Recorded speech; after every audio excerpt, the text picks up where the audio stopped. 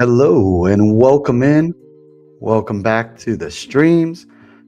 We are here live again, ready to draft another BBM. So if you guys are just joining in, to let you know, we are drafting BBM. I'm about to hit enter here. So if you guys want to join, we are currently waiting for 9 people, now 8. So we're going to get this thing started. Really excited to touch on some topics today. If you are seeing my thumbnail, so I have Joe Burrow up there. I have some thoughts on the quarterback for the Cincinnati Bengals, Joe Burrow. I'm a huge fan of his. I think he's one of the best quarterbacks in the league. He's definitely up there, top 3. You got Josh Allen, Pat Mahomes up in that list. But when we get a healthy Joe Burrow season, arguably the best quarterback in the league. That's how good he really is when he has those healthy seasons. I remember, last year, the issue with Joe Burrow, as we talk about NFL players constantly, especially on these best ball streams, are injuries, right? Can he stay healthy? And if he stays healthy, what is he able to do? There's hypotheticals behind it. But see, the thing that backs up Joe Burrow is the seasons he's had. Even dating back to college, he had one of the best college football seasons. And he was with Jamar Chase, the same guy he is currently with on the Cincinnati Bengals. But Joe Burrow, I think one of the biggest topics and issues with Joe Burrow for best ball formats, for fantasy football, is he always seems to be too pricey. Because he's the type of player that, truthfully, you shouldn't be drafting unstacked. You need a Jamar Chase, you need a T. Higgins. I feel like, and it's so hard to backstack him because it's not that you can't find the players. It's such a concentrated offense where it's mainly focused. I mean, we're talking about the best tandem wide receiver in the National Football League. You got Jamar Chase and you got T. Higgins, 2 elite wide receivers. Jamar Chase, well, to me, he is the best wide receiver in the National Football League, and to many he is. I think there are some arguments there on who that may be, but 100% he's there.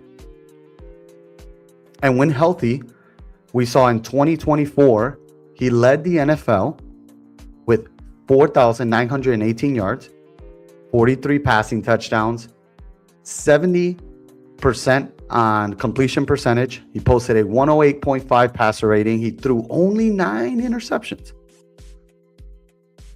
That's the Joe Burrow we hope for when we draft him where we draft him. But again, he is pricey given his ADP. But when you do get a Jamar Chase, which we are drafting from the 6th spot here, we will not be getting a Jamar Chase unless something magical happens and he happens to land on our laps. What's up, Jeremy? Welcome to the stream, man. Good to see you back. Nice, man. Where are you currently? Forget your username. Let me know and I'll keep an eye out for what you do. There goes Jamar Chase off the board. But the Cincinnati Bengals, right? I'm excited. I'm excited to see what we have in store for them. All right, we're up here with this pick. We've talked about Christian McCaffrey. We talked about the wide receiver, but I really like to start off with a running back here. I think that's a solid start. I was going back and forth on the Amon-Ra and Christian McCaffrey for the 6th pick. This is when I say the draft officially starts. We know how the first 5 picks go. And lately we've been seeing a mixture at 5 where JSN doesn't go. And then we see Christian McCaffrey at times. We see Ashton Genty come off the board right now. He's another guy who typically comes off there. All right, Jeremy. Oh, you're pick 10. Nice. Oh, you're up. Nice, man. Good stuff. Good stuff. We'll be drafting another BBM for those joining and want to join in on the drafting. We'll be doing another one after this draft here. We are drafting from the 6th spot. And we were just talking about one of the best quarterbacks in the league in Joe Burrow, who unfortunately his journey has been hampered by so much injuries. But when he's healthy, he's so good. So good. And we were talking about basically the price at ADP and why he goes as high as he goes. Well, I guess I don't have to hop on a stream. Good to have you here, though, Jeremy. Good stuff, man. I got to check your stuff out, too. When I get a chance, I'll make sure to hit subscribe on your page. Appreciate you hanging out. And for everyone else who's hanging out with us tonight, make sure to like the video and subscribe if you haven't already.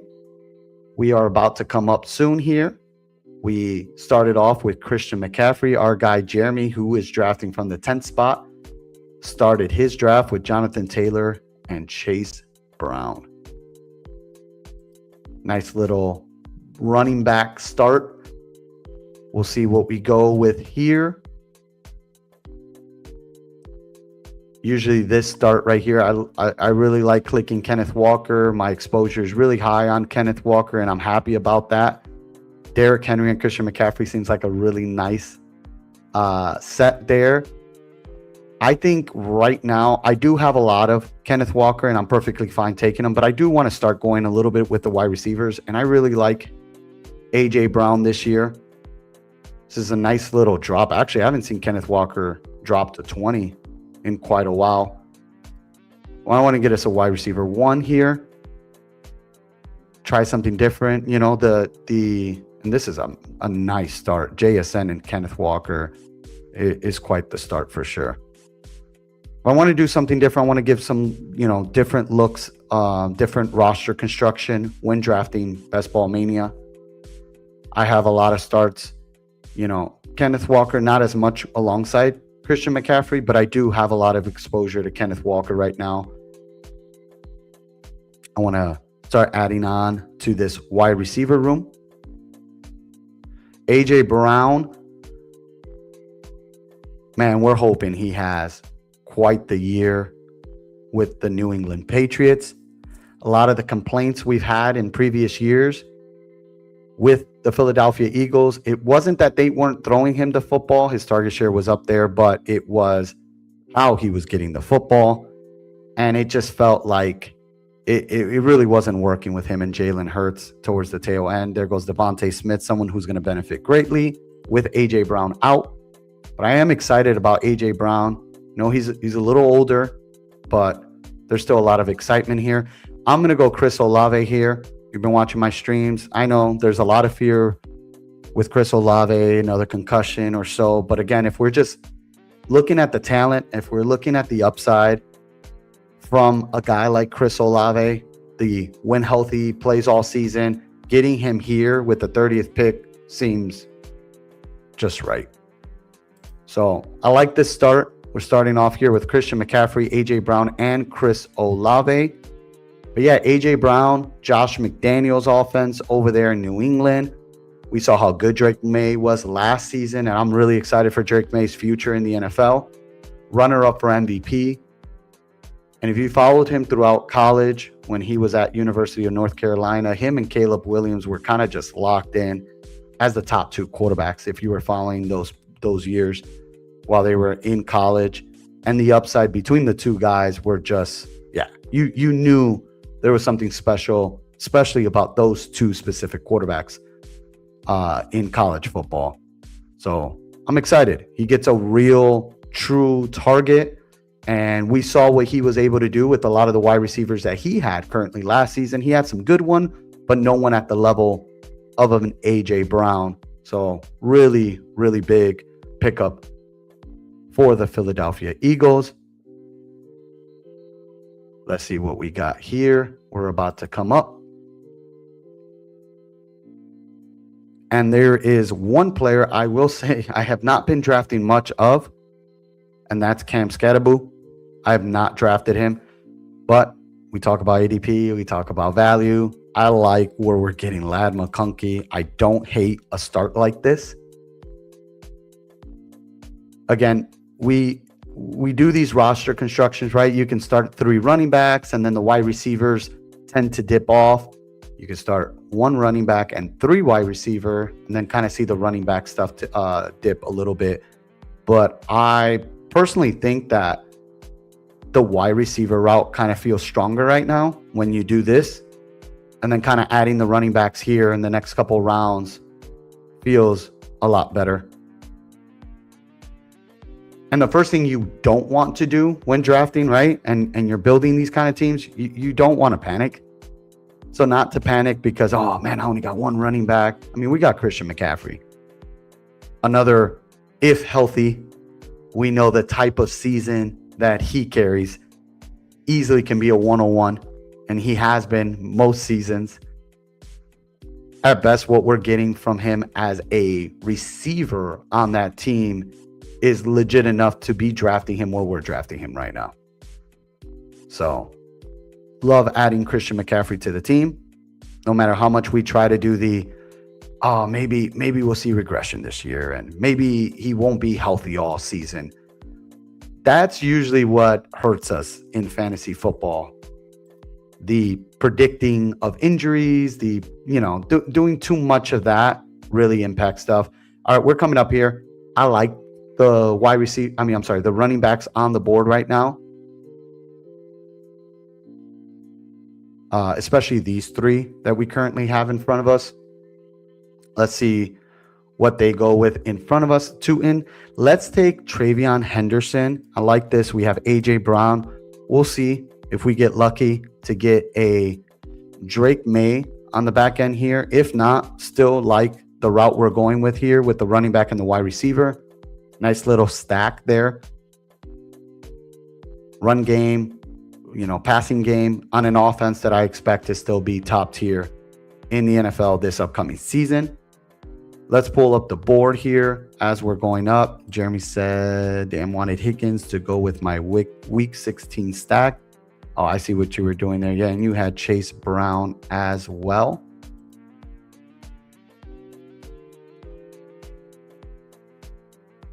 Okay, week 16 versus Indianapolis. And I like their playoff schedule. Obviously, they play the Ravens week 17, but the Carolina in Indianapolis route feels like they should be some really, really strong matchups for the Cincinnati Bengals. And when I say strong matchups in terms of offensive games, I think that we should see a lot from the Cincinnati Bengals in that stretch. And obviously, hopefully at that point, when you are stacking the Cincinnati Bengals, you're hoping that those 3 weeks matter, and they're very important, especially that week 17 game versus the Baltimore Ravens. That could be a massive, massive fantasy game for sure. I do like the Lamar Jackson kind of with the T. Higgins and Jamar Chase if you don't want to go down the route of a Joe Burrow. I think that's a fun route as well. And there goes Drake May. Of course, there goes Drake May. Unstack Drake May. All right, let's see what we have here on the board. We have New England, New Orleans, the Chargers, San Francisco. Let's add more to this wide receiver room. I know we have Olave. Can try to go for a Tyler Shuck later on. Kind of add a little bit more to this New Orleans Saints offense that I feel I've been hyping up a little bit. The more streams we get into, there is an excitement. I have talked about the Kellen Moore offense and another year of that offense. And let's see what they really have here in Tyler Shuck, who had a strong second half of the season, runner-up for Rookie of the Year. The award went to Ted McMillan, but I thought Tyler Shuck made a really good case at the very end of the season for him. We started off with Christian McCaffrey, A.J. Brown, Chris Olave, Ladd McConkey, Travion Henderson, and Jordan Tyson. We'll see how this goes. And of course, Bengal Buck. It wasn't a Bengal Buck. It was Captain Keys taking an unstacked Drake May to take that little stack away from us. I think the route we're going to go here seems fairly easy. We're not going to go Ramondre Stevenson and place all our bet on that offense. Although, had I not had A.J. Brown, I wouldn't have hated going Ramondre and Travion. It's a little harder given their price right now and where you're drafting them because you're going to need a lot from those two. But it's just you taking a bet on the run game versus the pass game, especially if you didn't get Drake May. I wouldn't have hated that. But again, it's a little bit different when we're baking in that price. It's a little different also when you're doing the Kyren Williams and the Blake Corum. But when you're considering that offense, that's going to probably be the number one offense this year, if not top 3 offense in the league, usually where the Rams are. So when you're building that strategy or you're kind of predicting those things, you got to be mindful how that all turns out when it's all said and done. Is Matthew Stafford going to take a step back this year? And by step back, just not throwing for 40 plus touchdowns again this year, maybe in the 30s, which is still fully, it's still good. You'll take that any day of the week.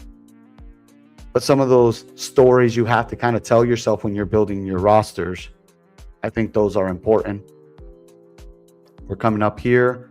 Our boy Jeremy is on the clock now. I see his Indianapolis stack. I like it. Hoping our boy gets Daniel Jones later. We took Justin Herbert to correlate with Ladd McConkey here. There goes Josh Allen. Oh, he is going big time on this team. I like that. I haven't seen a full-on stack such as that, so I'm really interested. And if we remember, here we're coming up here, how well that Colts team was playing last year before Daniel Jones went down, they were one of the best teams in the league, offensively speaking too. More offensively than anything. All right, we are here. Well, we just mentioned our guy here, Blake Corum. We're going to take Blake Corum here to add more into our wide receiver room. I'm going to pull up the board once again. But yeah, the Indianapolis Colts was huge. Huge. Before Daniel Jones went down last season, one of the top offenses in the league. Another year under Shane Steichen. I like those narratives. The Shane Steichen is there's a lot of pressure being put on him this season. He has to get things going. His offense has been good, but the NFL, the way things run in the NFL, you got to show more wins for what you're doing. So we'll see what happens here. This could be their final season unless they make a playoff run, let alone just make the playoffs. But those narratives I do like to chase because they're going to be as efficient as possible playing in a division that is looking like they're improving a lot more for sure. Didn't really want Downs, was trying to fix. Gotcha, my BBL. Yep. I like Downs though. As of right now, until they sign someone, I know the rumor has been Keenan Allen. Very, very concentrated passing offense. And Josh Downs seems to have a pretty easy route to being the wide receiver 2. And if Alec Pierce is hurt, then we might be seeing less of him. All right, we're up here. Take a look at some of our options. I don't hate going tight end, but I'm going to go ahead and take J.K. Dobbins to add to our running back room.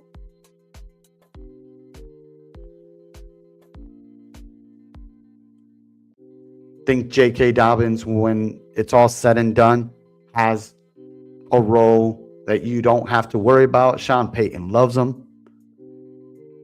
As you see, he brought him back.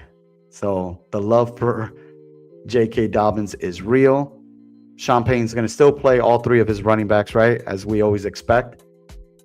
We're going to always see some random running back also show face. But J.K. Dobbins had a pretty solid role last season. All right, let's pull up the board here. We're 7 picks away.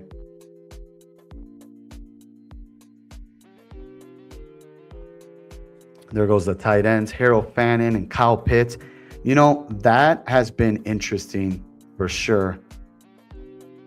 I feel like when we talk about the Cleveland Browns, I've been listening to some more podcasts as we get closer to training camp, and how are they going to utilize that wide receiver room, or just let alone that offense for the Cleveland Browns? We're focused on who the quarterback is going to be, but in reality, past the quarterbacks, which receivers are going to stick? I feel like Jerry Jeudy probably has a safe role just due to the money they gave him. And if not, he's probably going to be on another team. And where we're getting him, right around 17th, 16th, 17th round, seems pretty free to me. You don't have to like the talent. But again, this was the Quentin Johnston bet that I made last year. All right, we're here. Let's take a look here where we're at. Kenny Gainwell. Let's take George Kittle. We talked about this. If this guy's healthy, we got San Francisco. I know we couldn't get Brock Purdy, but I still like this combo here of Christian McCaffrey and George Kittle. But yeah, once we find out that George Kittle is going to start week 1 and he's good and he's ready to go, we're not going to see him here around 10. He's definitely going to move up. So while we have them here, let's enjoy them. All right, we're 8 picks away. The hopes is we can get our guy here to get the full stack that we wanted. But yeah, going back to that thought, when you're making that bet, you know, the whole Jerry Jeudy talk and just basically being a free pick, I'm not a big fan of Quentin Johnston, especially now given his price. His role can be really big this year. And granted, you know, that's something I am keeping in mind. So I'm keeping an exposure there for sure. But I'm not really taking him unless he drops a bit. And there's a need on my team for another receiver or some type of correlation. But again, last season, we were getting him in the 17th and 18th round. He was free. Free pick.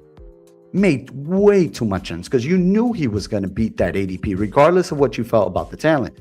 That's the same thought with Jerry Jeudy right now. Regardless of what you think about the talent, if you're a fan of his or not, let's take our guy Tyler Shuck here for the stack. Makes too much sense with Chris Olave and Jordan Tyson. Feels good when those things work in our favor. But yeah, just seems good. So I definitely want to get a little more Jerry Jeudy. But yeah, that Browns team, you know, you see Casey Concepcion go where he went, which was right here recently, right? I just saw him come off the board in the 10th round. Love the talent. First round pick. You know, there's a high, you know, there's a lot of expectations on him, and I expect them to do well. He had a lot of drops issue back in college, but the kid's electric. He's so good. Really good player after the catch. Really good route runner. So I'm excited to see that. I mean, if you really go back when it comes to drops, right? Although that is a big thing, you know, you pay attention to guys like Jamar Chase coming out of college. We knew how great Jamar Chase was in college, and many forget the questions that folks had on him simply because of the drops he was having during the offseason. And the folks that doubted him, I'll never forget that year, especially in fantasy, just kept dropping. And I'm over here like, I hope I get a draft pick right around there. He's the easiest click. Wow. Woody Marks going here. Interesting. But yeah, I like to focus in on that. But yeah, the Browns overall, I think it's interesting to see where it is. I like Denzel Boston, where we're getting Denzel Boston, right? Let's see. I am going to go. I think this is a good spot for either a Travis Hunter. Actually, let's go Keaton Mitchell. Let's add to the Chargers kind of bet we have here. And with the Chargers, we know we have San Francisco, Miami, and KC. I already like our start with Christian McCaffrey and George Kittle on a week 15 that we expect those starters to absolutely be out there. And we have Herbert, Keaton Mitchell, and Ladd McConkey. Mind you, we started this draft with 1 running back, 3 wide receivers. And this is how our build is so far, 2-5-4-1, going into the 13th round. What do we got? I love Kittle's ADP right now. He's about to shoot up. Yep, absolutely. Especially when that news comes out, right? Everything we're hearing right now sounds like he's good. Sounds like he's going to be ready. I'm so excited. We're literally days away from hearing a lot more from training camp. All right, we're coming up here. Let's see. Jeremy, I'm hoping you could get your guy here, man. It looks like there's a good shot you might. It's looking... Oh, of course not. Yeah, that's cold, man. That's cold. I was rooting for you, man. Let's take Jalen Naylor here. Let's add more to the wide receiver room. Man, after you did that build, Jeremy. Damn.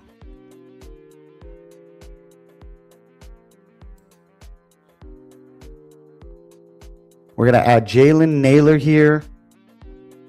Wide receiver 2 right now, as far as we think and are expecting. Paid him a lot of money. Clint Kubiak. Will utilize him. So where we're drafting right now, not a bad value for his like point right here, around 13 and on. You're kind of just taking shots here. We're starting to look for spike weeks as we round up the rest of this team.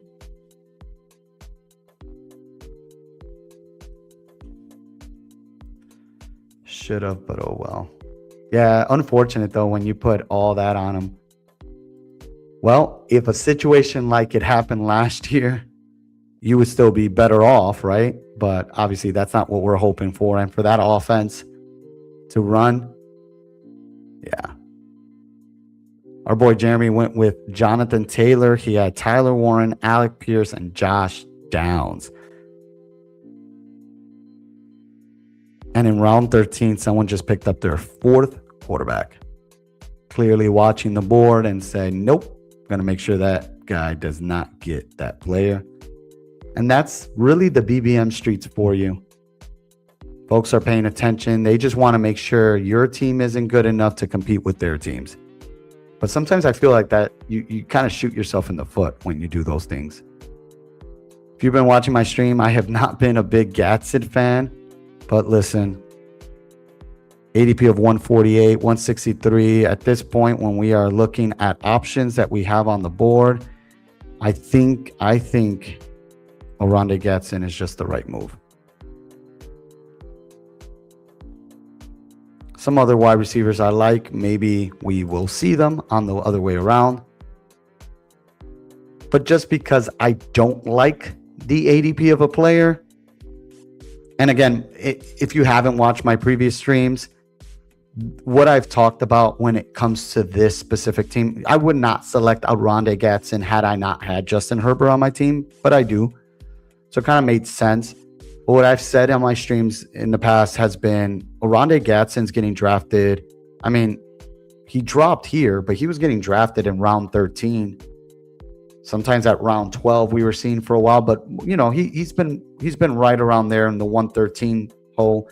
And you're getting David Njoku and Charlie Kolar in the 18th round, basically going undrafted.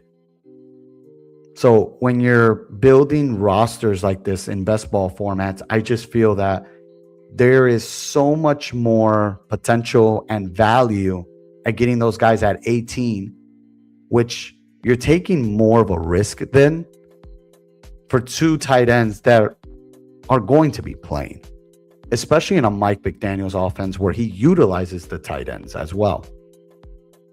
Never forget when we saw a guy like Jonnu Smith, everyone knowing him to be more of a blocking tight end for most of his NFL career, and then goes out and plays for the Miami Dolphins and has he had a big year. All right, we are round 15 here. These are the options we have on the board. I'm going to take Fernando Mendoza, get a 3rd quarterback for a team like Justin Herbert, Tyler Shuck. We already have Jalen Naylor.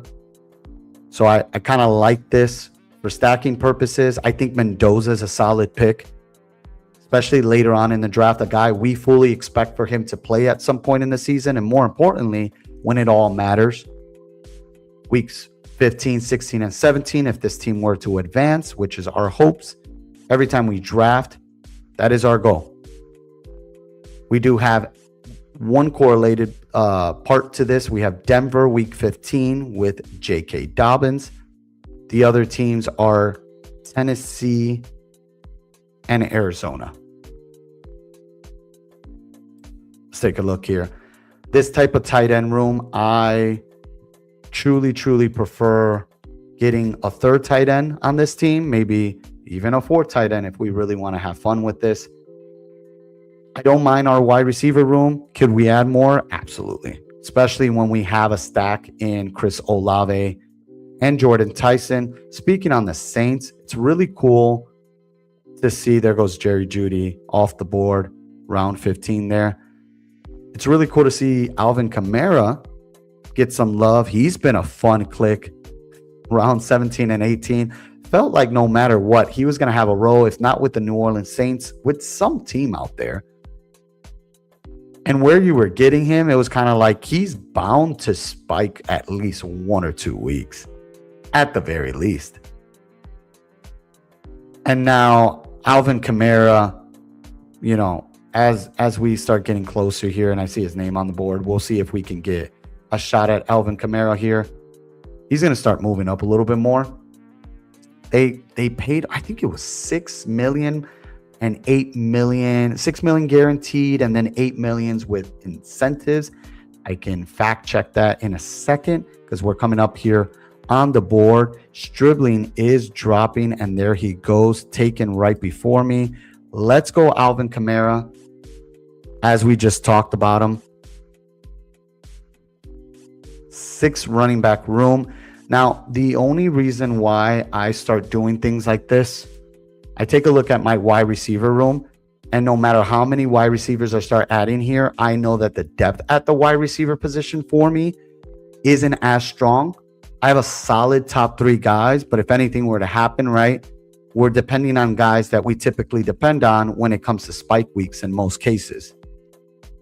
So having a strong running back room, yes, it is a 2 starting position. There's 2 starters at that position. You have your flex spot, and that's what you don't want to forget.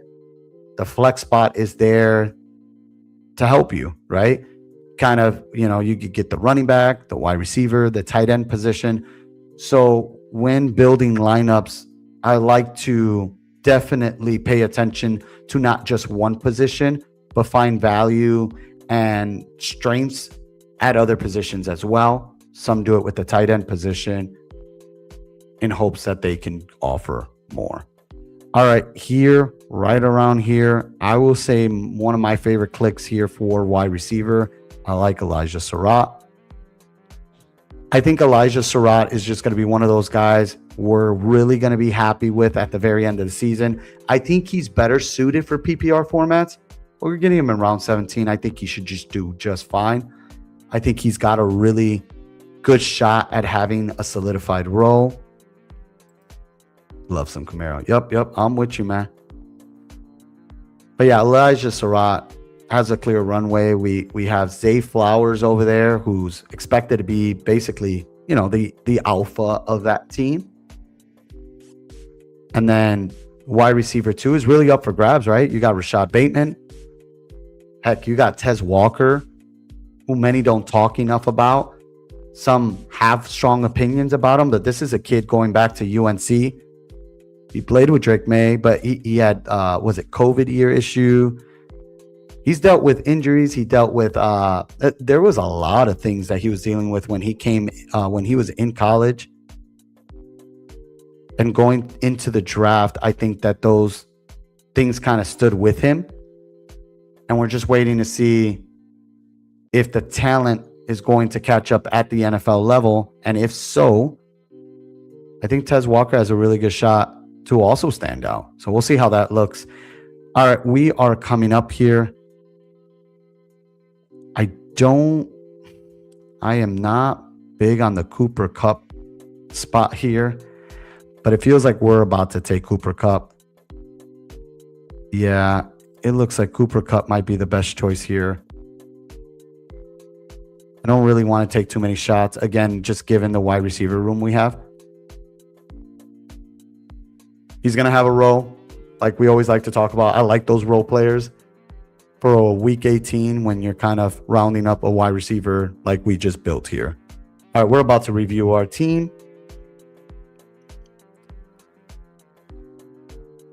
As the draft comes here to an end, Eli Stowers goes, and then we'll see who that final pick. If you guys are just joining the stream, we are about to draft another Best Ball Mania. If you guys want to join, there goes Katrin Allen. What a great pick as the last pick in the draft.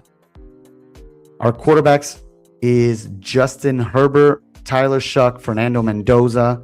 I think that's a solid quarterback room, especially given the stacks that we have for all three of them.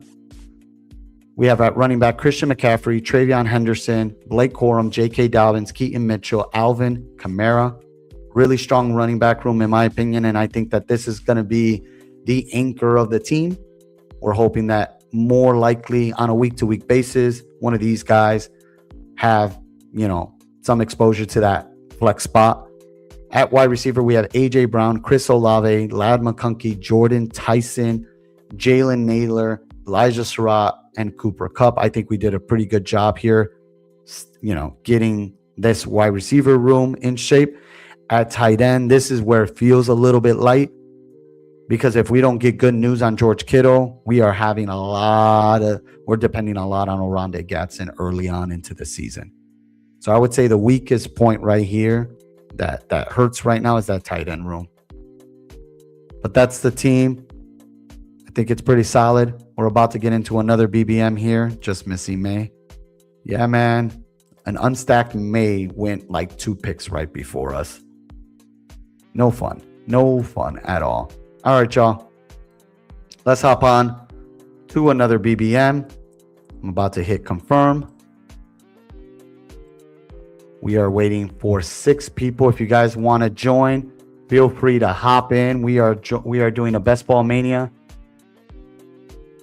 We are waiting for 6 people to join to fill this up.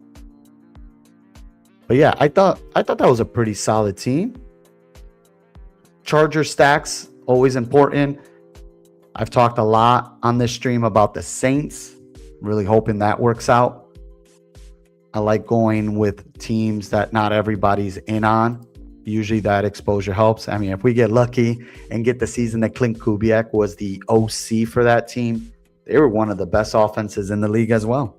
They kind of had an Indianapolis Colts run that we saw last year. All right, we're waiting for 3 more people. If anybody wants to hop on and join us here on a Best Ball Mania. Let's see if we get lucky. Try to send good vibes here and we get the 101. If you've been watching my stream, we are just out here trying to get exposure to Jahmyr Gibbs. Oh boy, this is my bonus entry. I think I just got mine. I haven't used mine yet. Good thing you threw that out there. Yeah, I got to use my bonus entry right now. BBM 49 for me. Nice, Jeremy. That's what's up, man. And I think you said in one of the recent streams we were on, you said that you're trying to max this, correct? This NDK, if I'm not mistaken. All right, we get the 104, but man, our boy Jeremy gets the 101. There you go, Jeremy. For your bonus entry, look at that.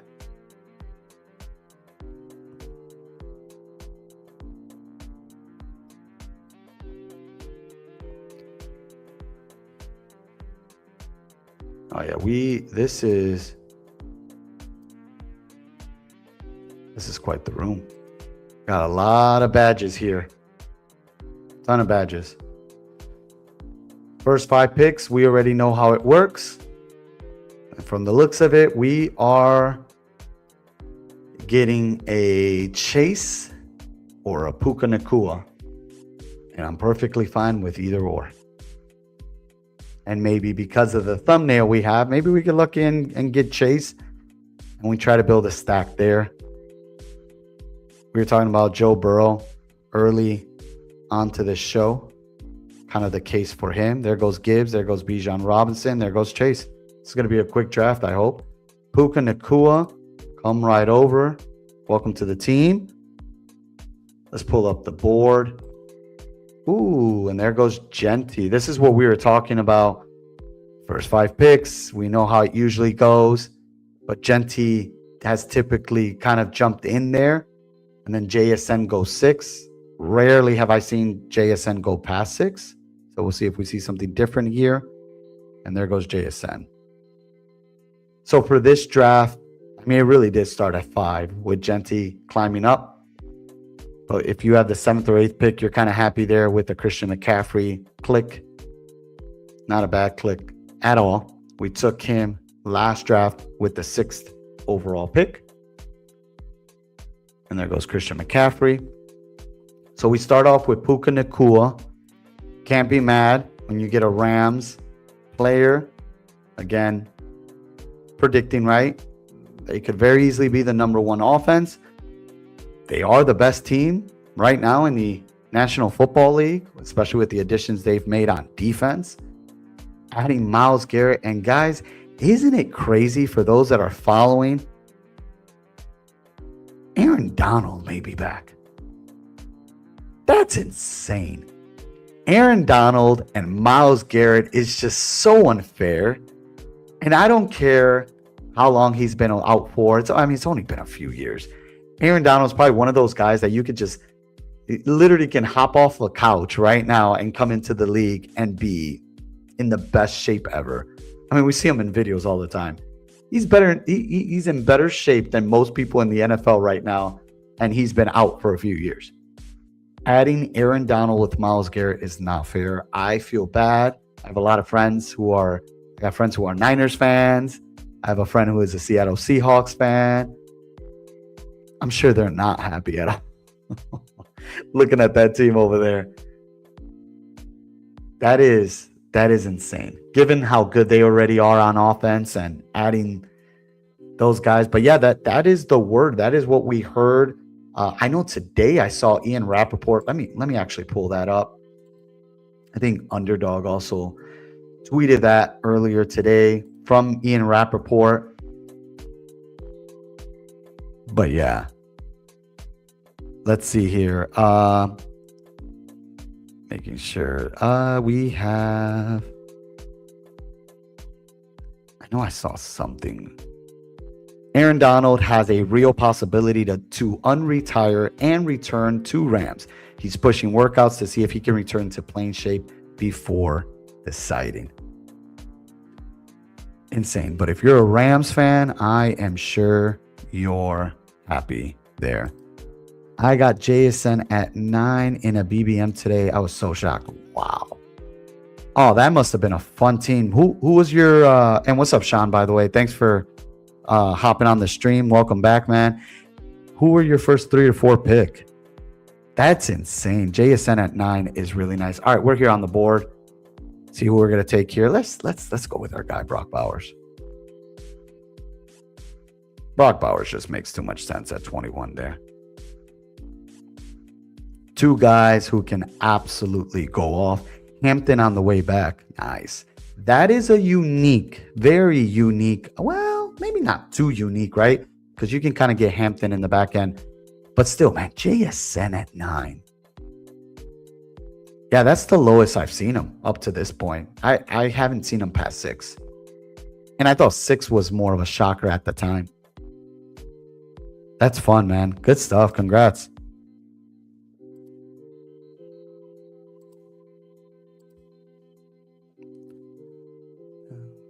All right, we got Zay Flowers at 26. There goes our guy Jeremiah Love. Let's I like Breece Hall here. I haven't taken enough Devontae Smith. Let's go with our running back. I like Breece Hall. And again, if you've been watching, you know that I'm a fan of Breece Hall. Although he's with the Jets, Breece Hall is a great, great talent. Yeah, it would be real sick like a Cook fallback. Oh, man. That That would be nasty. That would be such a good duo right there. Yeah, those are those BBM starts, Sean, that when you get those, you start feeling really good about your draft because you're like, nobody has this setup right here. You kind of start flirting and tinkering with a few extra things in your construction to make sure you stand out. Lately, I haven't even seen Cook make it out the first round. Interesting. Yeah, I've seen him here, like right around here in that turn. But you're right. Cook has been, yeah, he doesn't really go past 15. I don't think I've ever really, maybe I've seen him maybe once or twice, but typically you're right. He's pretty, like, he's kind of like Jefferson at this point. You don't see Jefferson take too much of a fall anymore. He's kind of like really in this range. He'll go anywhere from maybe like 8 to 13. Sometimes maybe falling on that second round, but not as much. And James Cook kind of feels like he's kind of like right around there where he's got a small range and doesn't fall often. All right, who do we have here? We saw Brock Bowers, Pickens. Okay, so right around. Trey McBride going at 25. Zay Flowers going up a little bit higher. I love Zay Flowers. I think he's a really good wide receiver. I just think he's a better fit for PPR formats when you're drafting him that high, in my opinion. But once again, I was also in the camp. I drafted JSN last year, but I didn't love him where we were getting him. And I just keep it real, y'all. I just thought he was a better fit for PPR formats. And then, of course, he has the year he has. I mean, the guy had so many weeks where he was just above that 30% target share. He was literally the offense over there. They couldn't get the run game going in Seattle. Clint Kubiak was just dialing up everything to JSN. What a monster year JSN had. Obviously, a phenomenal talent coming out of Ohio State. Had those blow-up games out there. Just wasn't sure at the time, obviously, how that was going to look. But boy, did he play. He balled out. And now we're seeing him at the 6th pick. Very interesting. But I do like Zay. I do. Let's see. Malik Neighbors is that other guy we talk about a lot. I like to draft. We'll see how far he drafts. How far he falls. Once we start getting news within a week or so, I would expect. Probably getting a little bit more information. All right, here goes our guy, Luther Burden. Makes way too much sense here. I like our start. Breece Hall, Puka Nacua, Luther Burden, Brock Bowers. This definitely feels like a solid start here for me. Yeah, I love unique starts. I got Cook at the 18th once this year. Woo, 18th. How long ago was that? That must have been like at least a little over a month ago, right? Feel like the last week, at least the last 2 weeks, he's been consistently where he's at. But 18th is a solid place to get James Cook. Really solid place. All right, we're coming back here. Really good spot for running backs.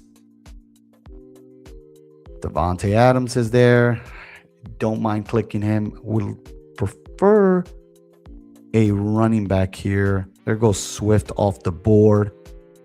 We've talked about Travion Henderson. Baishal Tutin is on the board. Let's see. Let's go Davante Adams. If this offense is indeed the number one offense in the league, we saw how much Davante Adams was targeted last year in that end zone. Obviously, this team will look so much stronger with the Matthew Stafford. Let's see if we get lucky. And I got to say the word lucky. Although Matthew Stafford, unlike Drake May, you can kind of get away with Drake May a little bit unstacked. Can't really grab Matthew Stafford unless you feel confident enough you're going to get one of the guys at the end, which is usually Terrence Ferguson or just one of his tight ends, Colby Parkinson. I haven't seen Higbee get drafted. I don't think you should be drafting Max Clare. I think it's been very obvious.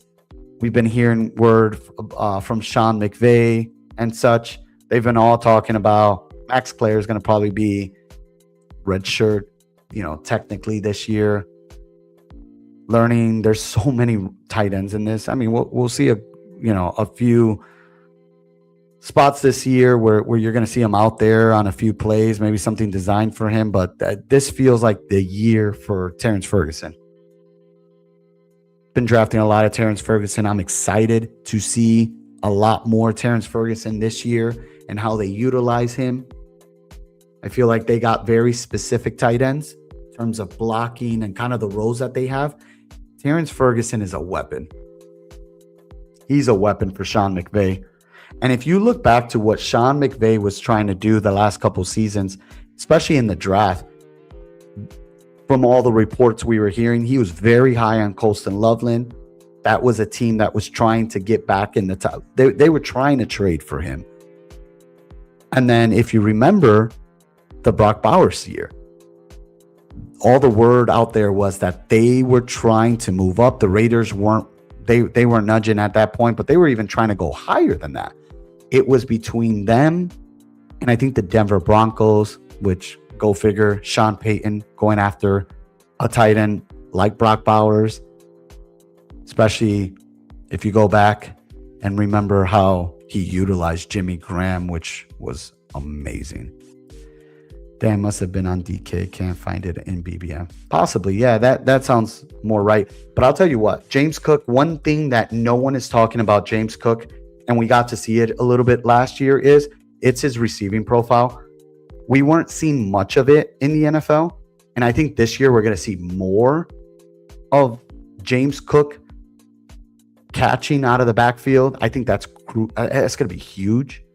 James Cook was doing that in college, and I was shocked that at the start of his NFL career, we didn't see much of that. So I think that's a big part into why I enjoy drafting him where I do. All right, we're up here. This is a good spot to select a Tony Pollard. Tony Pollard, welcome to the team. Obviously, there are some downside to drafting Tony Pollard. I like the running back Tony Pollard. We're just hoping to see how that offense looks. We need that offensive line to look at least a little bit decent. But I like rounding up that position here.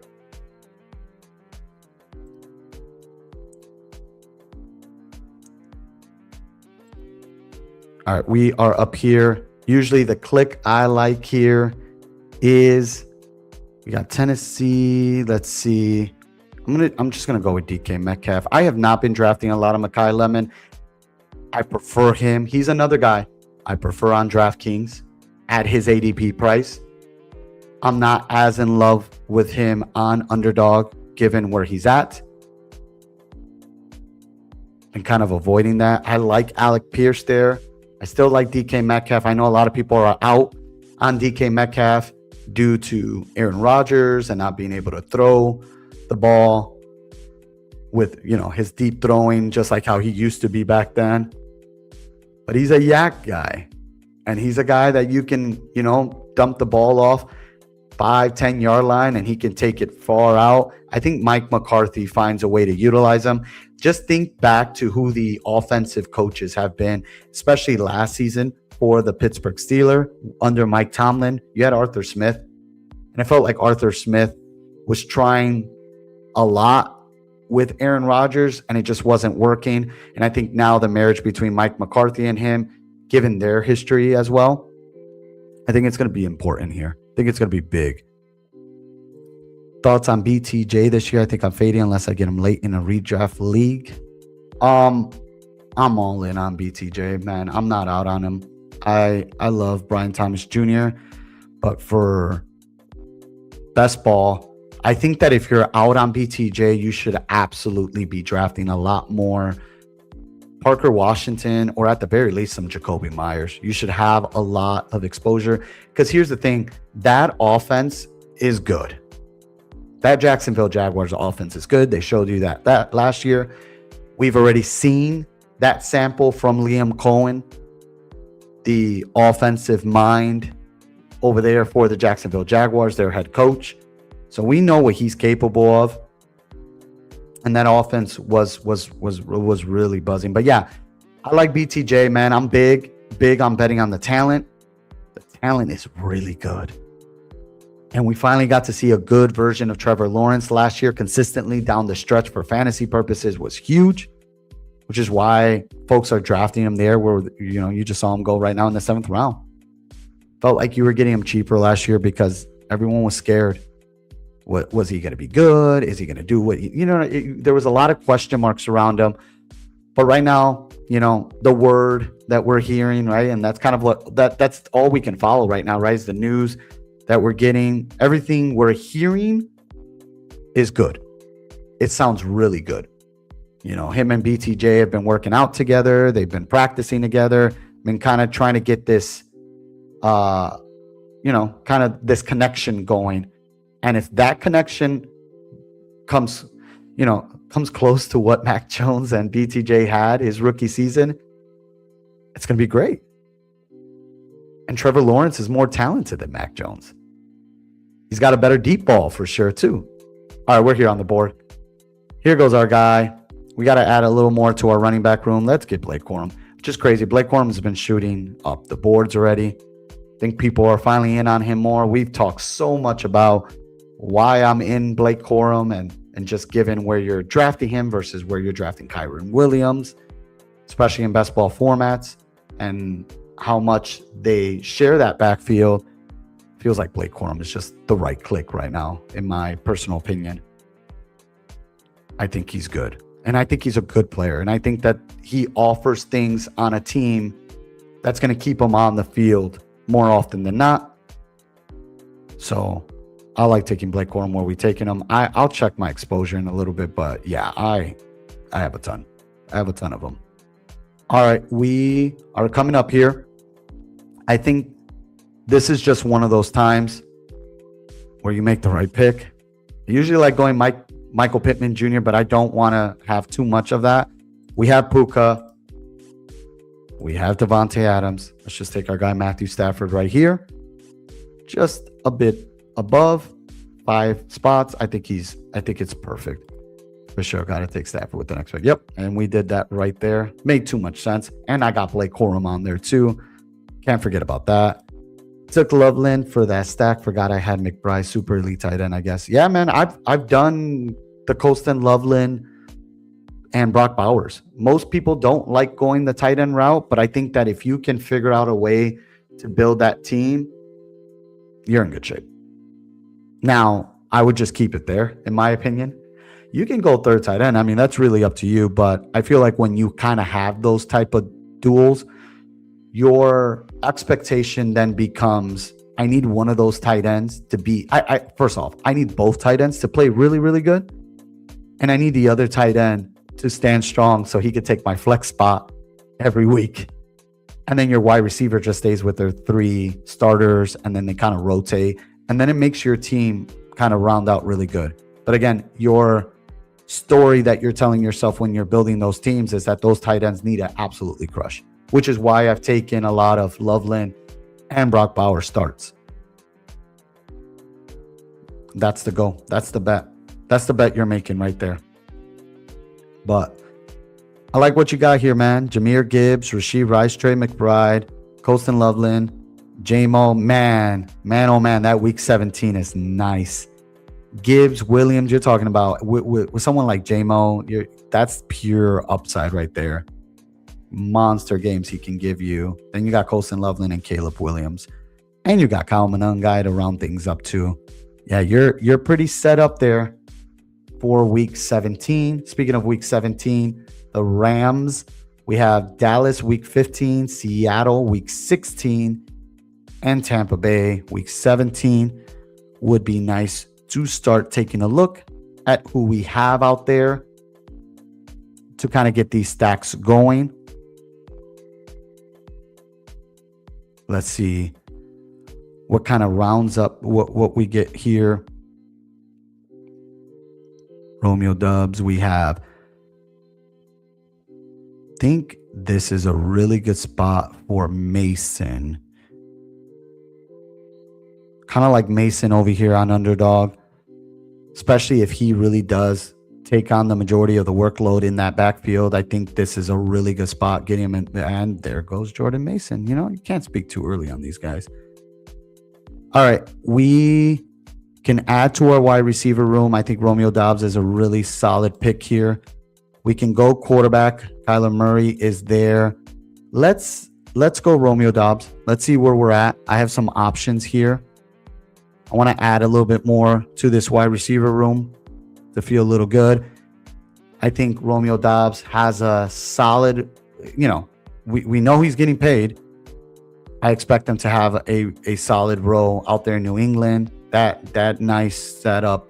I feel like Doubs and AJ Brown complement each other really, really well. Based on how they play the game and their styles, I'm excited to see how this New England offense looks. Can't sleep on this team. First share of Loveland, I believe, and done at 2 for sure. First share of Loveland. You got to get that up. Loveland's been one of my favorite clicks this year. I think he's so good. Damn, Goff and Mahomes win. I guess Brissett will be my QB2. All right, let's see what our boy Jeremy does here with his back-to-back picks. No pressure. You got Kyler Murray.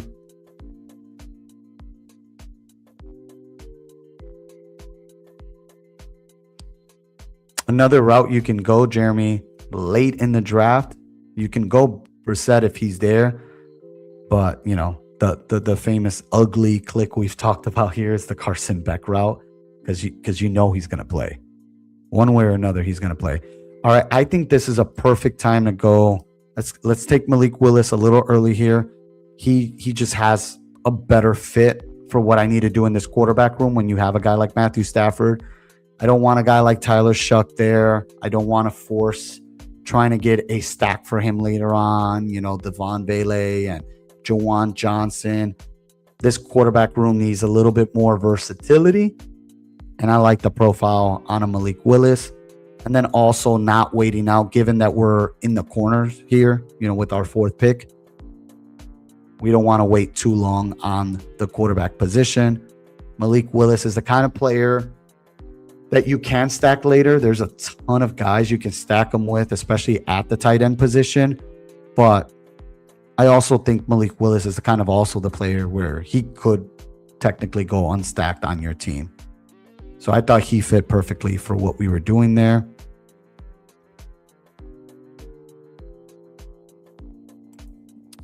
Well, not sure what happened there. My internet went out. I like that though. Stephon Diggs, Kyler Murray was dropping already. I like that. And you can find a stack here for Kyler Murray. You got Jawan Jennings out there. You got TJ Hawkinson. You got some option. But Caleb Williams and Kyler Murray is not a bad setup there. I know I've talked about just getting players from the NFC North. Adding, and you got Minnesota, you got Chicago, you got Detroit. All you're missing is a Green Bay player. And you got a nice exposure to the NFC North. When I do best balls, I like, one of my strategies that I like, I don't really hear often out there. People talk about the correlations, which is something I do, the week 15s through 17. But when I'm heavy in on a division, I do like adding, if not all the teams from the same division when I can, and kind of getting exposure, especially when they're a good division, like the Bears division in the NFC North. Getting exposure to that team, to all those teams is good because every team will play each other twice in that division. So basically your stacks kind of stand out a little bit more. Diggs I picked up, don't need Hawk. I like his weapons. Yeah. I like Stephon Diggs earlier than where he's been going, in my opinion. But Stephon Diggs has just been, I think he's a really good wide receiver still at this point. Not the same guy he used to be, obviously, but still a really good wide receiver.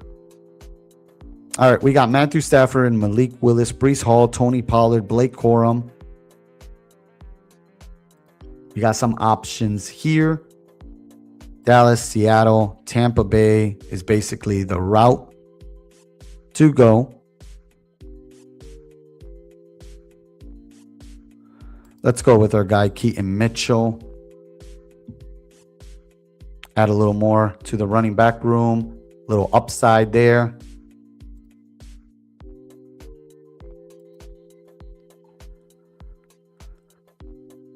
And then let's see who we end up with here. I know our guy Jeremy's about to come up right here. You got Jennings there, man. There you go. Get Kyler Murray's guy, Juwan Jennings.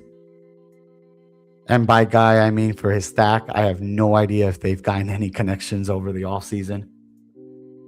We'll see.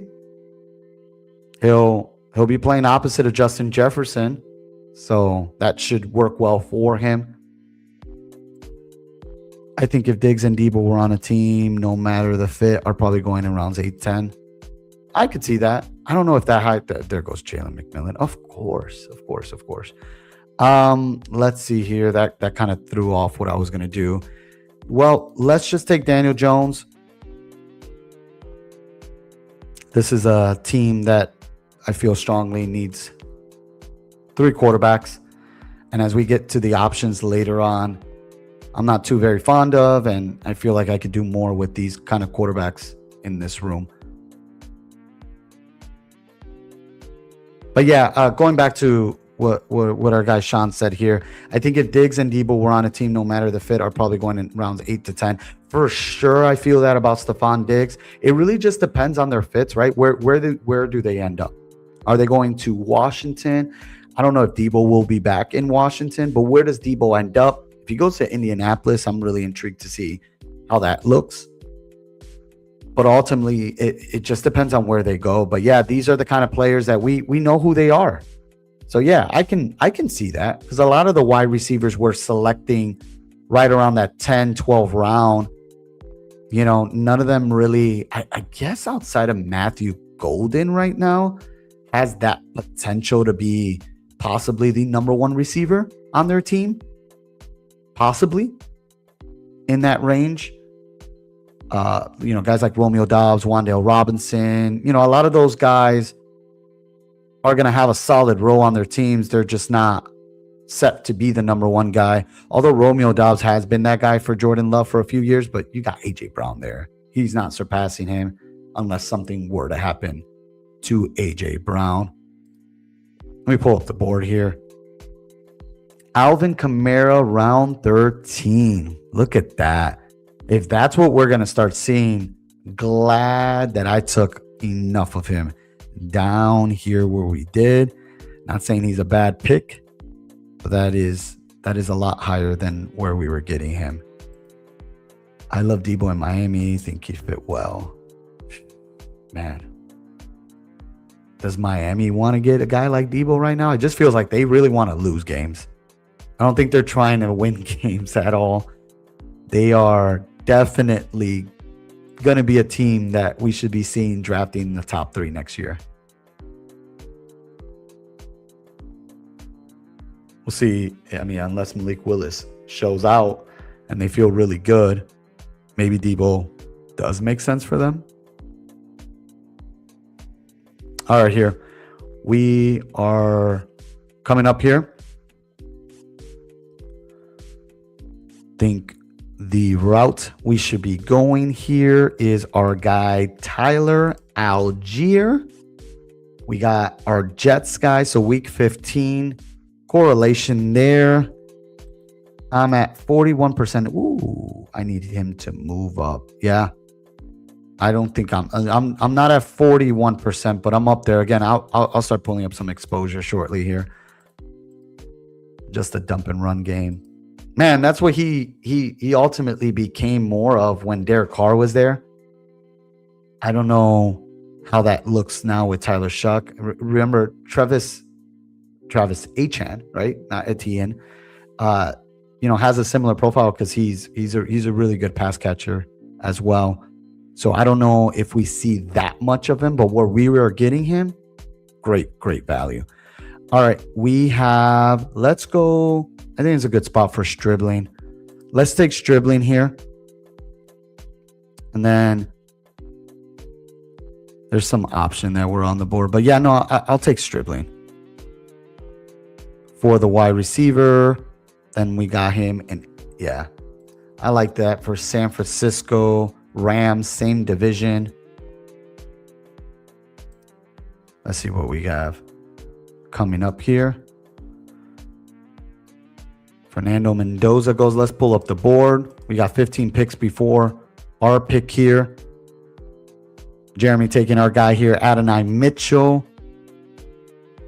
Excited, really excited to see what comes out of that for Adonai Mitchell. Obviously, everything we've heard has been positive from camp now with Geno Smith there. I think he's shown you, as far as the talent goes, he's been a bit quarterback proof. When you see him, when you watch his games and you watch his tape, man's always open. And by quarterback proof, I'm just meaning overall, he's typically not necessarily the problem all the time on offense. He's had his issues. He had his fair issues. Yes, last season, he dropped a big touchdown pass.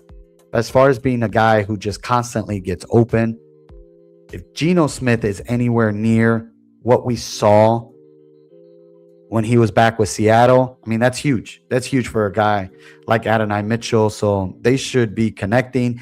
Garrett Wilson is a guy I've always loved. I have not been clicking his name. And it has, honestly, it has nothing to do with if he's good or not. Just around there are so many other players, especially wide receivers, that I've enjoyed clicking there. So my exposure to Garrett Wilson has not been high, but obviously if I'm getting anything from there, been getting a lot of Breece Hall, a lot of Adonai Mitchell. And I would say that's about where my exposure has been huge on when it comes to the Jets.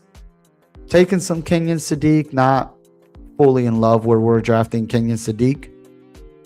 Not sure how much we'll see of him this year. I know he was drafted in the first round. I just think the tight end position overall, we've seen a lot of outlier plays with these talents, such as Colston Loveland, Brock Bowers, guys who were drafted as high as they were drafted, and then they come into the league and just start going off right away.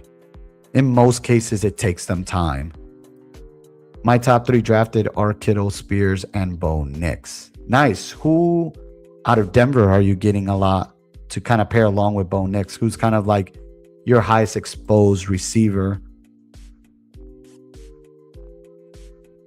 He can get open. He just needs to hold on to the ball. Yeah, I mean, that's basically what I was saying. Yeah, like he gets open. He just needs to hold on to that football. But man, the talent is there. Talent has always been there. I mean, some forget or didn't know he played at Georgia before going to Texas, where he really did much better. All right, let's see here. We are coming up here.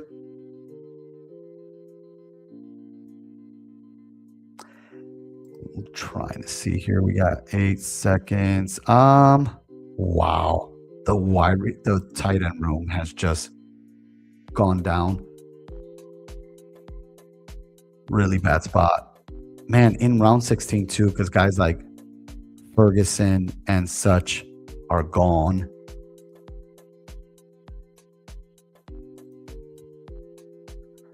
Let's take, we need Sutton and Dobbins. Nice. Okay. Sutton. All right. I'm not as high on Sutton this year with Jalen Waddle back there. But I do like that Dobbins call too,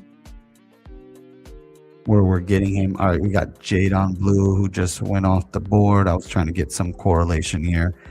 Let's take Ted Hurst. We need a Tampa Bay guy for this Rams team. Week 17, we are expecting, if Hurst is at any bit at all what we're hoping for him to be, then we expect them to have a really good role come week 17. And maybe Ted Hurst is who you needed for that week 17 matchup. We'll have Matthew Stafford, Blake Corum, Puka Nacua, and Devontae Adams. Let's see where we go with round 18. Is this another team we are picking up Cooper Kupp? I don't know. I know I mentioned I haven't been such a fan of drafting him, especially on Underdog. Feels like an odd pick given just obviously he's not the same player. But I've made worse clicks here in round 18. But for correlation purposes, we can also go Torrey Horton if you want something a little bit different. And quite honestly, I actually do have a guy we may go here, and I would be shocked if anybody drafted him. If so, someone's watching this stream and is trying to take him away from us. I think I know the guy we should be drafting. Elijah Arroyo.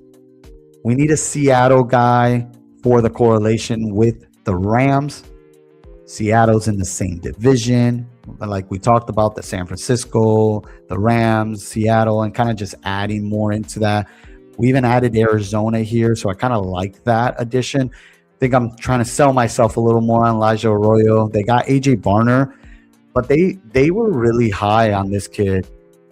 And here's the hope, right? Chance for a larger role year 2. He played at University of Miami, and he's more of that receiver type tight end.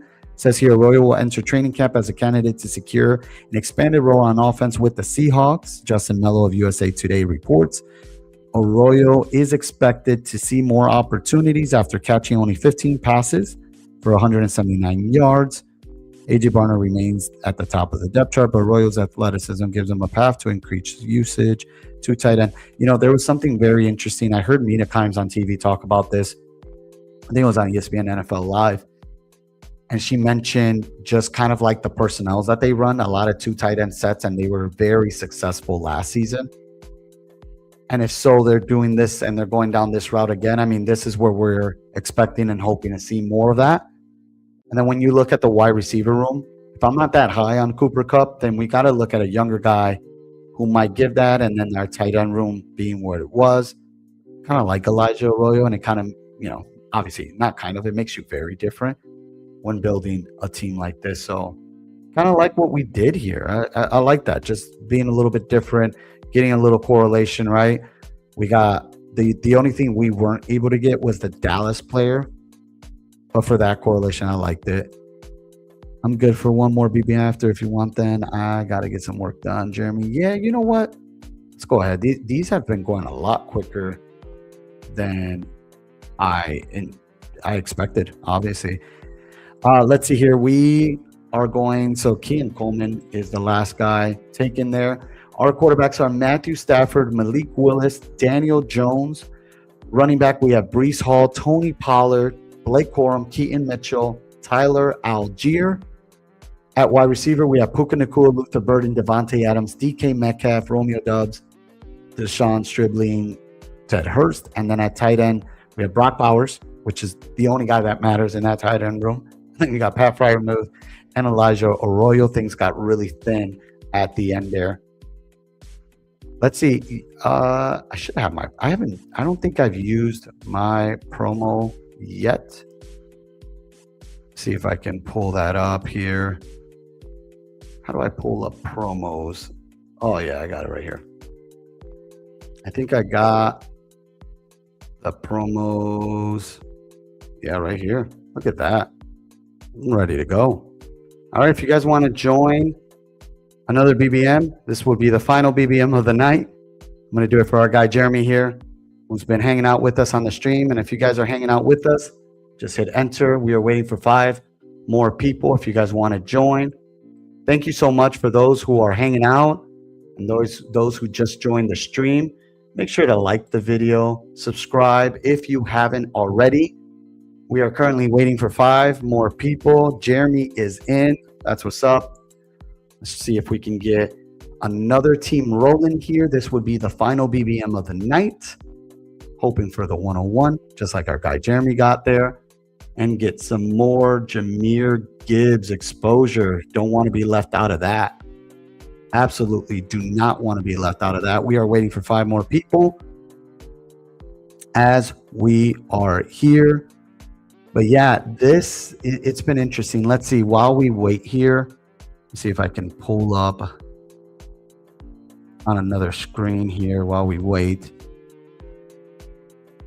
I want to take a look at the exposures that I have.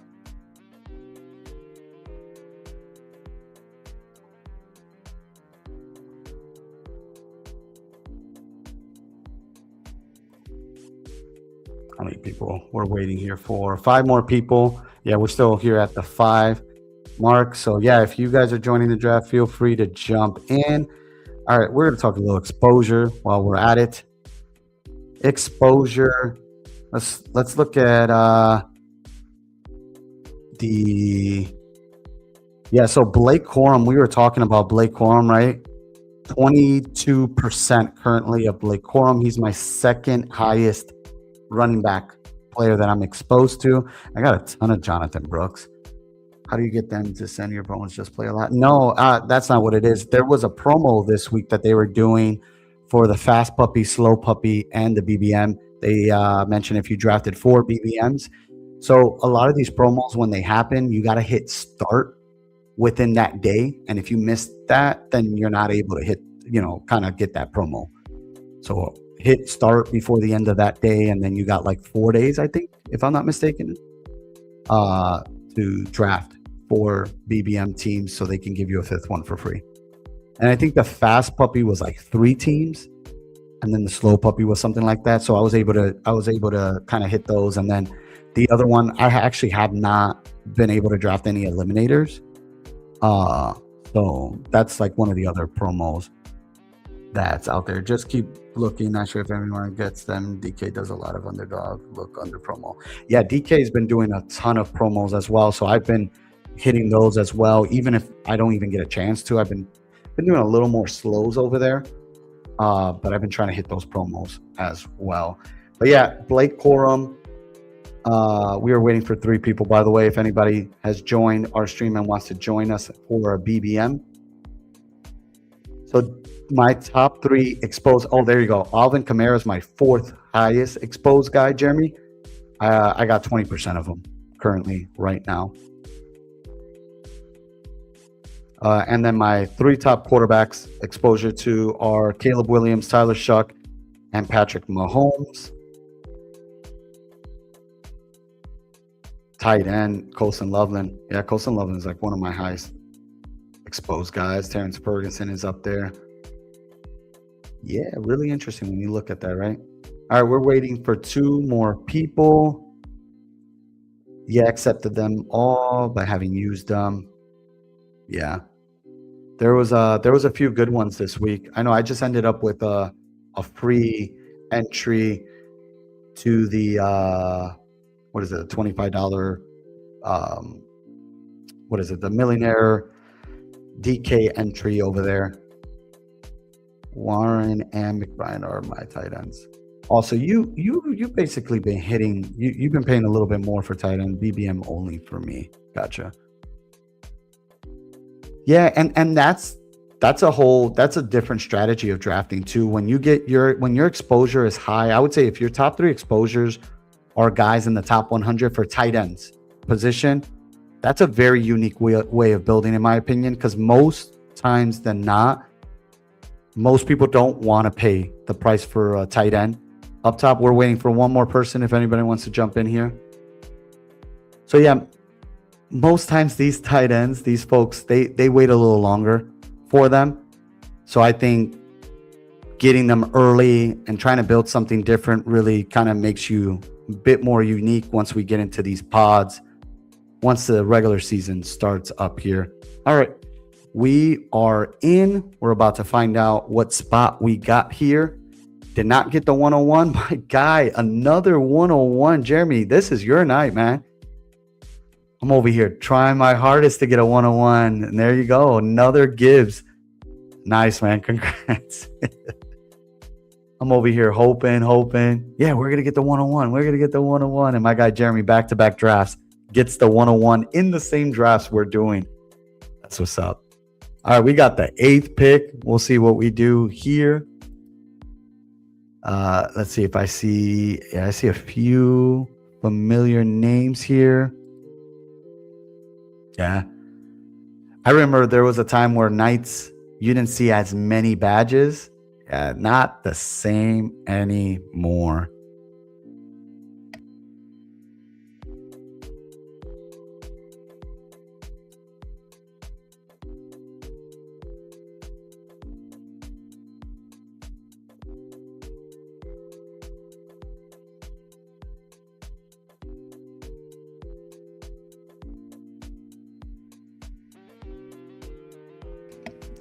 There we go with the first two starts. Our guy Jeremy Jameer Gibbs to start off the draft. He has an 8.2% exposure on Gibbs before this one. Nice. Nowhere near that, man. I have not gotten lucky. I do have a ton of Bijan, but not as much to Gibbs. Actually, let me pull up. I'm actually curious.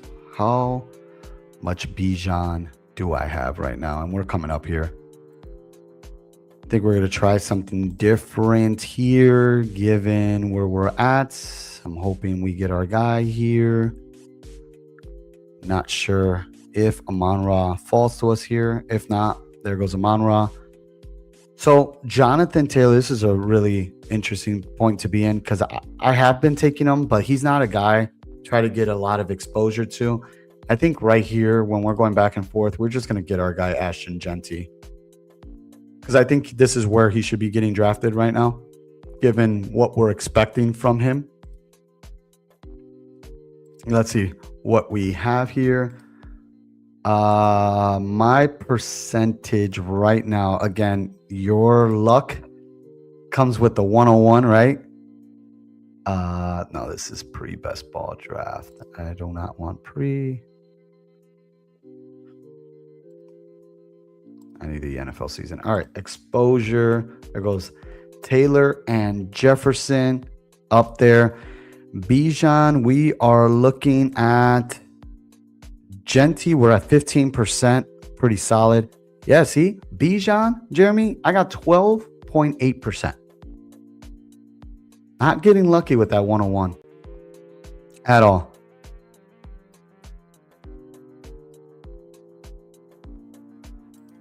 There we go. Yeah, so we're right around there. 12.8, you're 12.2. But the Gibbs exposure is what I need, man. So that's ideally where I would want to be. 8 to 10% if we're getting there. I mean, again, really the only way you're getting him is if you have the 101. And the chances of getting the 101 aren't as often. All right, let's see what we get here. Let's lock in here. We got a Raider. Denver, Tennessee. Kenneth Walker comes off the board. I like Derrick Henry here. Chase Brown. I haven't gotten a lot of Chase Brown. And, you know, Chase Brown, I do need to get more of Chase Brown. I feel like he's just one of those guys that he doesn't have much competition. They get Samaje Perine back. And they got a lot of those young guys that they drafted the last couple of years, and Taj Brooks and such. But I think the idea behind bringing, here, let me pull up the board for you guys. I think bringing Samaje Perine, this was just important for a guy like Joe Burrow. You know what he is for pass protection purposes. He's a reliable pass catcher for him as well. We already know how good Chase Brown has already been for this offense. But as far as competition goes, and I mean, we've gotten some really good years out of Chase Brown. We really have. And if we go back a few years, the Chase Brown versus Zach Moss debate, I'm really glad I was on the right end of that, because Chase Brown ended up being the guy. I have 0 Derrick Henry. It's kind of crazy. That is kind of crazy. In my opinion, that is kind of crazy. New offense. I think they're going to find more ways to get him going. And again, we want to look at competition in the back. I think his running back 2 is really going to probably be I think he was a 6th-round pick, Adam Randall out of Clemson, who was another guy who profiles, because if I'm not mistaken, I think Adam Randall was a former wide receiver in college.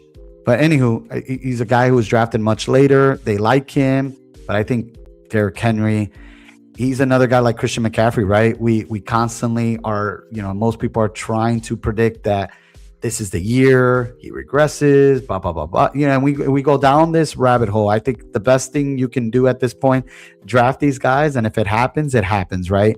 But if they get a big season in a new offense, I mean, usually I feel we typically get good numbers from players who walk into new scenarios. And that's why they get drafted where they get drafted. And then when it's all said and done, at the end, you're very happy when you make those picks. But I'm not going to sit here and act like I have a ton of Derrick Henry. I have some. All right, we are coming up here. Let's get T. Higgins. Why not? Get a little Chase Brown, T. Higgins. Our thumbnail is Joe Burrow, but let's get some exposure to the Cincinnati Bengals offense. I think one thing is for sure when it comes to the Cincinnati Bengal, I do like their playoff schedule. Right now, it's at Carolina, at Indiana, and Baltimore, who we were just talking about with Derrick Henry. I think this is an offense every year going in, right? Their offensive line has gotten better than previous years. They're also a team, right, where their coach is under a lot of pressure. Zach Taylor, never been a fan of Zach Taylor. Never been a fan. I don't think he's a good head coach. I really don't. I just think that this offense for so long, I mean, they're getting older now, but and by older, I think it's Joe Burrow and the injuries and all that. Anywho, I've wanted to see a more innovative, offensive-minded coach here. Truly. Really, really wanted to see it. I mean, I was hoping for Joe Brady to be back with Chase and Joe Burrow. I thought he was going to bring a little bit more. Had they gone down that route, we're coming up here. That's what I really, really wanted to see. I was looking to see if Ted McMillan was out there, and he's not. Tennessee. Fourth round, Malik Neighbors. If you're watching my streams, you know that seems to be the click for me. I just think you're obviously taking risks there, but man, if the news falls our way,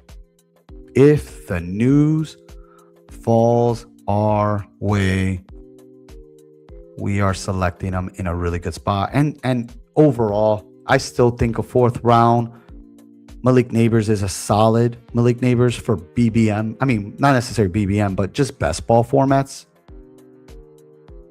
I just think it's good, man. I think it's, when he's back, very little competition he has out there.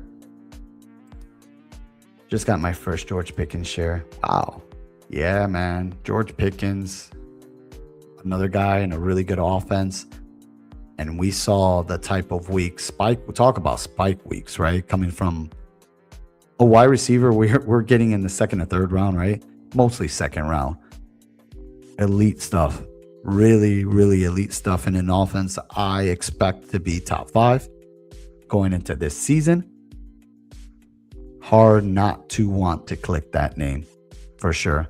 My guy taking Trey McBride and Colston Loveland again. Here was my hope. So yeah, when I'm in a draft with you, I can't get my Bears, Jeremy, at all. Getting his week 17 correlation. That is the game to watch this year for best ball. Probably one of the most exposed week 17 correlations I have are a lot of Bears and Detroit. I think CD takes back his dominant role this year. Yeah, I mean, I agree. I do agree. But I still think that George Pickens eats in this offense. And I think if that's the case, I mean, when you look at that, right? And we got Cincinnati Bengals, players right here. T. Higgins and Jamar Chase, the best tandem in the league, right? Look at how concentrated that offense is. That just tells me, would not surprise me if Schottenheimer continues that and goes a little deeper into that bag next season and makes that more of a focal point where it's just strictly just CD Lamb and George Pickens. Obviously we'll see Javonte Williams out there, Ferguson, but I think those guys would take more hits, offensively speaking, for the sake of just getting those two guys all the exposures. And look at where we're drafting them, round 1 and round 2. Can't go wrong with either or. But I am in agreement with you. I do think, again, it was a lot of health issues last season. All right. Where are we going to go here? I think we just go wide receiver, right? I am considering DJ Moore here. We can go. Yeah, we're just going to go DJ Moore here. Let's add a wide receiver to this room. And let's see if I get lucky with a player that would really do well for this team here.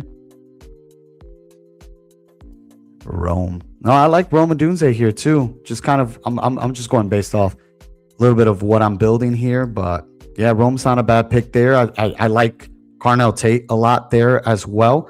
I think given what the expectations could be from Carnell Tate, right? This wide receiver 1, top 5 pick in the NFL draft. He's kind of drafted to be that dude. And if he is that dude, we're definitely getting a discount where we're drafting him.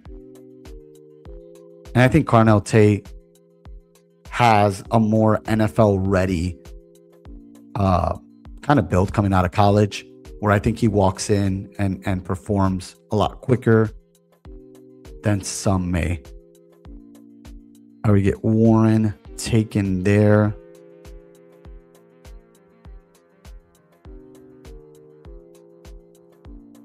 Come on, Bodie.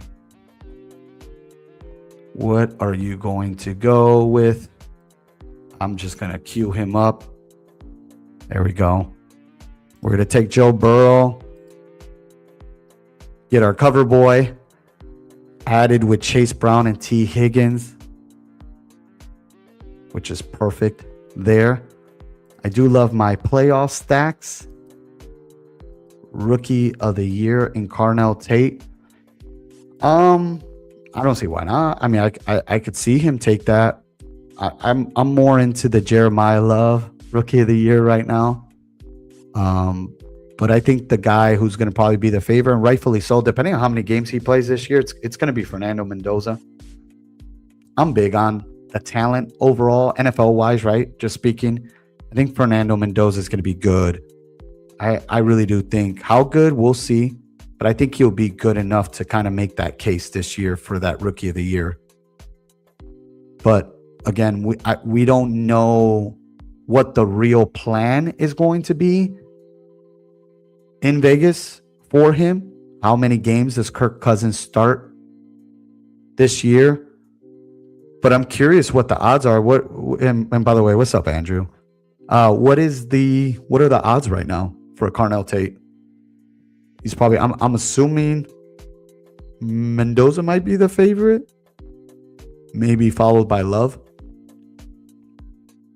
So yeah, I'm curious what odds you get on him, and makes, more reasons to place a bet there for sure. All right, we are coming up here.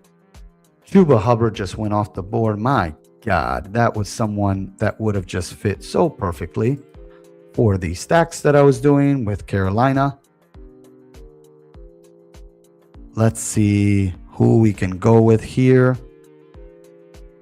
I think we are in a good spot here to go with, let's go wide receiver. Let's add a Pittsburgh player. Man, we've been clicking DK Metcalf today a lot, huh? All right, Sean's got it here. Jeremiah Love at plus 400. Fernando Mendoza at plus 450. Carnell Tate plus 700. Yeah, these odds are, man, that's very interesting and very tight. Man, I think a bet like that, I think you should just wait as we go deeper into the season. I mean, again, you can lose. You could put something on that plus 450, right? But if any of these guys start standing out more and Carnell Tate falls there and you're really high on Tate, it could just be a slow start for him, and then he picks it up at the end of the year, in which you're going to get much, much better odds as the season continues. But yeah, that's interesting. So Jeremiah Love is the favorite, and I think rightfully so, right? Fernando Mendoza is another one. If Kirk Cousins starts the first couple of games, you're going to see his odds drop, and if you think he starts, Tyson could be nice. dude, Tyson is such a good player. I just think he's in an offense, a really good offense, by the way. And you got Olave, kind of the star there. They paid a lot of money to Travis Etienne or Travis Achan. So, there's a lot of mouths to feed over there. Carnell Tate has a little less competition when it comes to that. And if he's as dedicated as many hope and expect him to be, then we should be seeing a really strong year from especially a quarterback as motivated as Cam Ward is. I'm a believer in Cam Ward. Didn't look the part necessarily last season, rookie year, but I think he should be really good this year. There goes our guy Blake Corum, pick 89. He is moving on up, guys. Blake Corum. More Blake Corum for our bags. There you go. Like 5 to 6 games. Yeah, sounds about right. Talking about either, you talking about Kirk Cousins or Fernando Mendoza? I'm assuming you're talking about Kirk Cousins there. I can see that. Maybe even less. I do not think they wait till week 13. Obviously, if they wait till week 13, that's going to be wild. And I say week 13 because that's their bye week. We took Blake Corum with our last pick here. Let me pull up the board for you guys here. We got a little Cincinnati Bengals stack. We got Pittsburgh and DK Metcalf. If you guys are just tuning in now, we are talking about getting shares from the same division. AFC North has some really solid competition with Cincinnati, Pittsburgh. We'll see what the Cleveland Browns look like this year. And then we are hoping and expecting the Ravens to also take a step forward. That's an offense and a team overall I'm interested in seeing. Their offensive line absolutely needs to hold up this year for them to be good. They need it badly. They need that offensive line to be good. We know how good Lamar Jackson is when he's held up right. They need to depend. They need a center. Losing Tyler Linderbaum was a big loss for that team, especially for their run game. I thought he was very important too for that. So that's a huge addition for the Vegas Raiders. And we have Ashton Genty. So Linderbaum is a huge plus for an offensive line like the Raiders. And you got Clint Kubiak over there too. So we'll see what he draws up. But I expect a big year from Ashton Genty, especially given where we drafted him. All right, we are up here. There are routes we can take. We have a lot of quarterbacks on the board. It just makes too much sense to take Jackson Dart here. We have Malik Neighbors. I like the correlation there for Malik Neighbors. Honestly, I don't take much Jackson Dart, but if I did, I like him stacked, even though we know what he is capable of as a dual threat quarterback. This might be the fewest wide receiver I have had. Good thing I had a bunch of guys late. See who you got here. Pickens and, well, man, yeah. 2 wide receivers.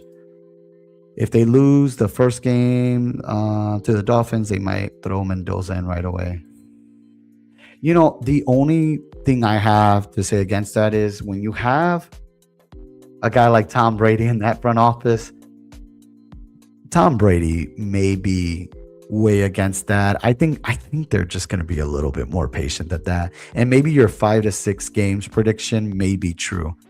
Would not be a good look if they struggle versus that team. But again, do we think the Raiders believe they're that kind of team that's going to compete this year, especially in a strong division as theirs? Not a good look, but we shall see. I don't agree necessarily that they'll throw him in right away, and I could be very wrong. But yeah, I expect him to be, 4 to 5 games is what I'm thinking. They start off with Kirk Cousins, and if I'm wrong and he comes in week 1 right away, then that's huge. That says that will speak a lot onto the belief of how good and maybe ready Fernando Mendoza is. And if you've been following him throughout college, I mean, the kid's just a smart kid. It's like he gets it. He absolutely gets it. All right, we are coming up here. We are looking at different options. We also have a Giant stack. We can go Cleveland, which is kind of the route I'm thinking of, and we can get Casey Concepcion here. We can go we can go running back. There are some running backs on the board I don't mind, but honestly, once you get to this point here, you're the gaps between these running backs and the ones you're getting in the next couple rounds are very far in between. We just went with Casey Concepcion here. Giants have loaded up on veteran wide receivers. Yes, they have. Bringing back Odell Beckham Jr. Now, that's a guy I'm curious. Is anyone drafting Odell Beckham Jr.? I have not. I have not clicked that name once. It's more nostalgia, I feel like, if I click that name than anything. And maybe he plays a big role early on. I mean, especially if many expect, Malik Neighbors to be out the first couple of games. I mean, who knows, really, honestly. Darnell Mooney has a relationship with Matt Nagy, and then that's kind of why he was brought in as well. So he's familiar with an offense. He's familiar with the offense here. Maybe in DK ones. Yeah, I see that. 20 rounds over there versus 18 rounds. You could take a little more of a gamble, especially if you have a stack like that. I haven't seen him even go in the last round. Yeah, in Underdog, I have not seen him get touched at all. I don't think I've even personally seen him on DK, but I can see that. It makes more sense. I have not. And our boy Jeremy taking a lot of digs here, I see. Last draft and this draft. Nice. Been getting a lot of digs as well. I think we should be hearing that news real soon too. That's an important news. So we took Casey Concepcion, right? We have a Cleveland guy for the Giants. Correlation that we have. There's a few guys I'm intrigued by here. We'll see if we get lucky. Slayton is still there, not that bad. Yeah. Slayton won't go away. He's there. We'll see how they utilize him. If they utilize him, right? This is a good spot for tight ends. There's one specific one. I could say it. I would love Mark Andrews here. If not, I got Isaiah Likely for the stack, and there goes Mark Andrews, and that's perfectly fine. I'm trying to add a little bit more to the Joe Burrow, Chase Brown, T. Higgins correlation that we have. But what I like about Baltimore is that you can stack those guys later. If you can't get Elijah Surratt, you can go with guys like Jacoby Lane, Rashad Bateman. So there are options later on. Indianapolis and Carolina are two that we are looking at here. We have Carolina. Indianapolis might be a tough one to get at this point, honestly. And there goes Jalen Coker. Carolina, you can find guys at this point. But Indianapolis, I do like Deion Burks, but that's another guy I prefer to click over on DraftKings.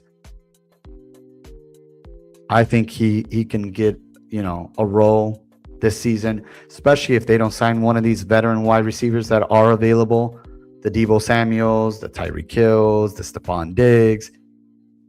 Keenan Allen has been rumored to go over there. I think that's another one. We were talking about this the other day on the stream, that Keenan Allen for so long has said, I don't want to play anywhere else outside of Los Angeles. And I think that tone has changed. And I will pull up that quote in a second, or a report. I think I saw someone post over the weekend on X. All right. I think very important here, we take our running back. I think I'm fine with a Chris Rodriguez here or just Keaton Mitchell, our guy. I have a ton of Keaton Mitchell. Don't hate the route we can go here. Let's see who is better for us. I think we should just go Keaton. I'm still a little nervous about Chris Rodriguez, to be honest. That fracture is concerning that he had on his foot. And I am one who's betting high on Tootin for sure. All right, let's see. We were just mentioning, right, Keenan Allen. And I think that's important, right? Because if his tone has changed on being able to play outside of Los Angeles, then we should be seeing him get signed real soon. And to be honest, I don't got a lot of Keenan Allen, and maybe I should just start getting some Keenan Allen, especially on DraftKings. Would not surprise me if he's going above that 20th round, probably in the 18th round. I've been seeing him get drafted everywhere. He was just drafted in this last draft that we did too. Commanders have been implicated in talks for Keenan Allen over the last few weeks. There was another one. Yeah, Jeremy Fowler was the one who said it. Allen is more open to not just playing in Los Angeles. That's important. So I guess Indianapolis and the rumors that we've been hearing means for sure there's an opportunity there. I'm trying to think of where else he could fit. I mean, obviously he can go anywhere. Heavily targeted. I mean, Justin Herbert loved. Now, for those who are banking big on Chargers this year, that's the one team you do not want to see him go back to because it is going to impact a lot of those guys. Herbert loves throwing him the football. No doubt about it. They're going to get him the ball. He's going to get him the ball. So that's probably the place you don't want to see him in. And Indianapolis makes sense. Shane Steichen was, if I'm not mistaken, he was in that coaching staff with the Chargers at one point too. So there's a relationship there already and a familiarity to Shane Steichen's offense for a guy like Keenan Allen. All right, we are coming up here. I like our quarterback room. Can always add to the wide receiver room. We have Ashton Genty. We have Concepcion. We can get Flournoy. Let me pull Tucker here. We are going to go. Let's take Trey Tucker. As far as rows go, and I don't want to get another Cleveland guy there. Think there's too much volatility in that wide receiver room. We don't really know, you know what I mean? I like Boston, but I like Boston more when I don't have Concepcion. And if I'm drafting both, I really should be big on one of those quarterbacks. And those quarterbacks is really a flip of a coin for many. I lean Deshaun Watson because I think he's going to get the first crack at the job.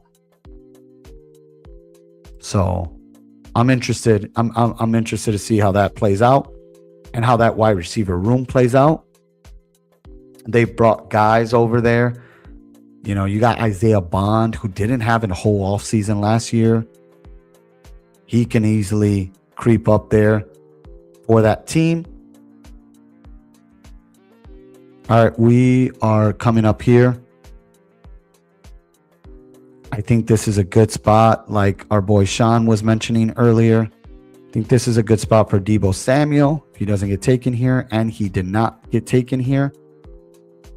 Let's add Deebo Samuel, another guy who could be drafted. He could be signed on to a team this year and just rise. So where we're getting Deebo Samuel, there's a good chance in a few weeks he's not going to be here anymore, guys.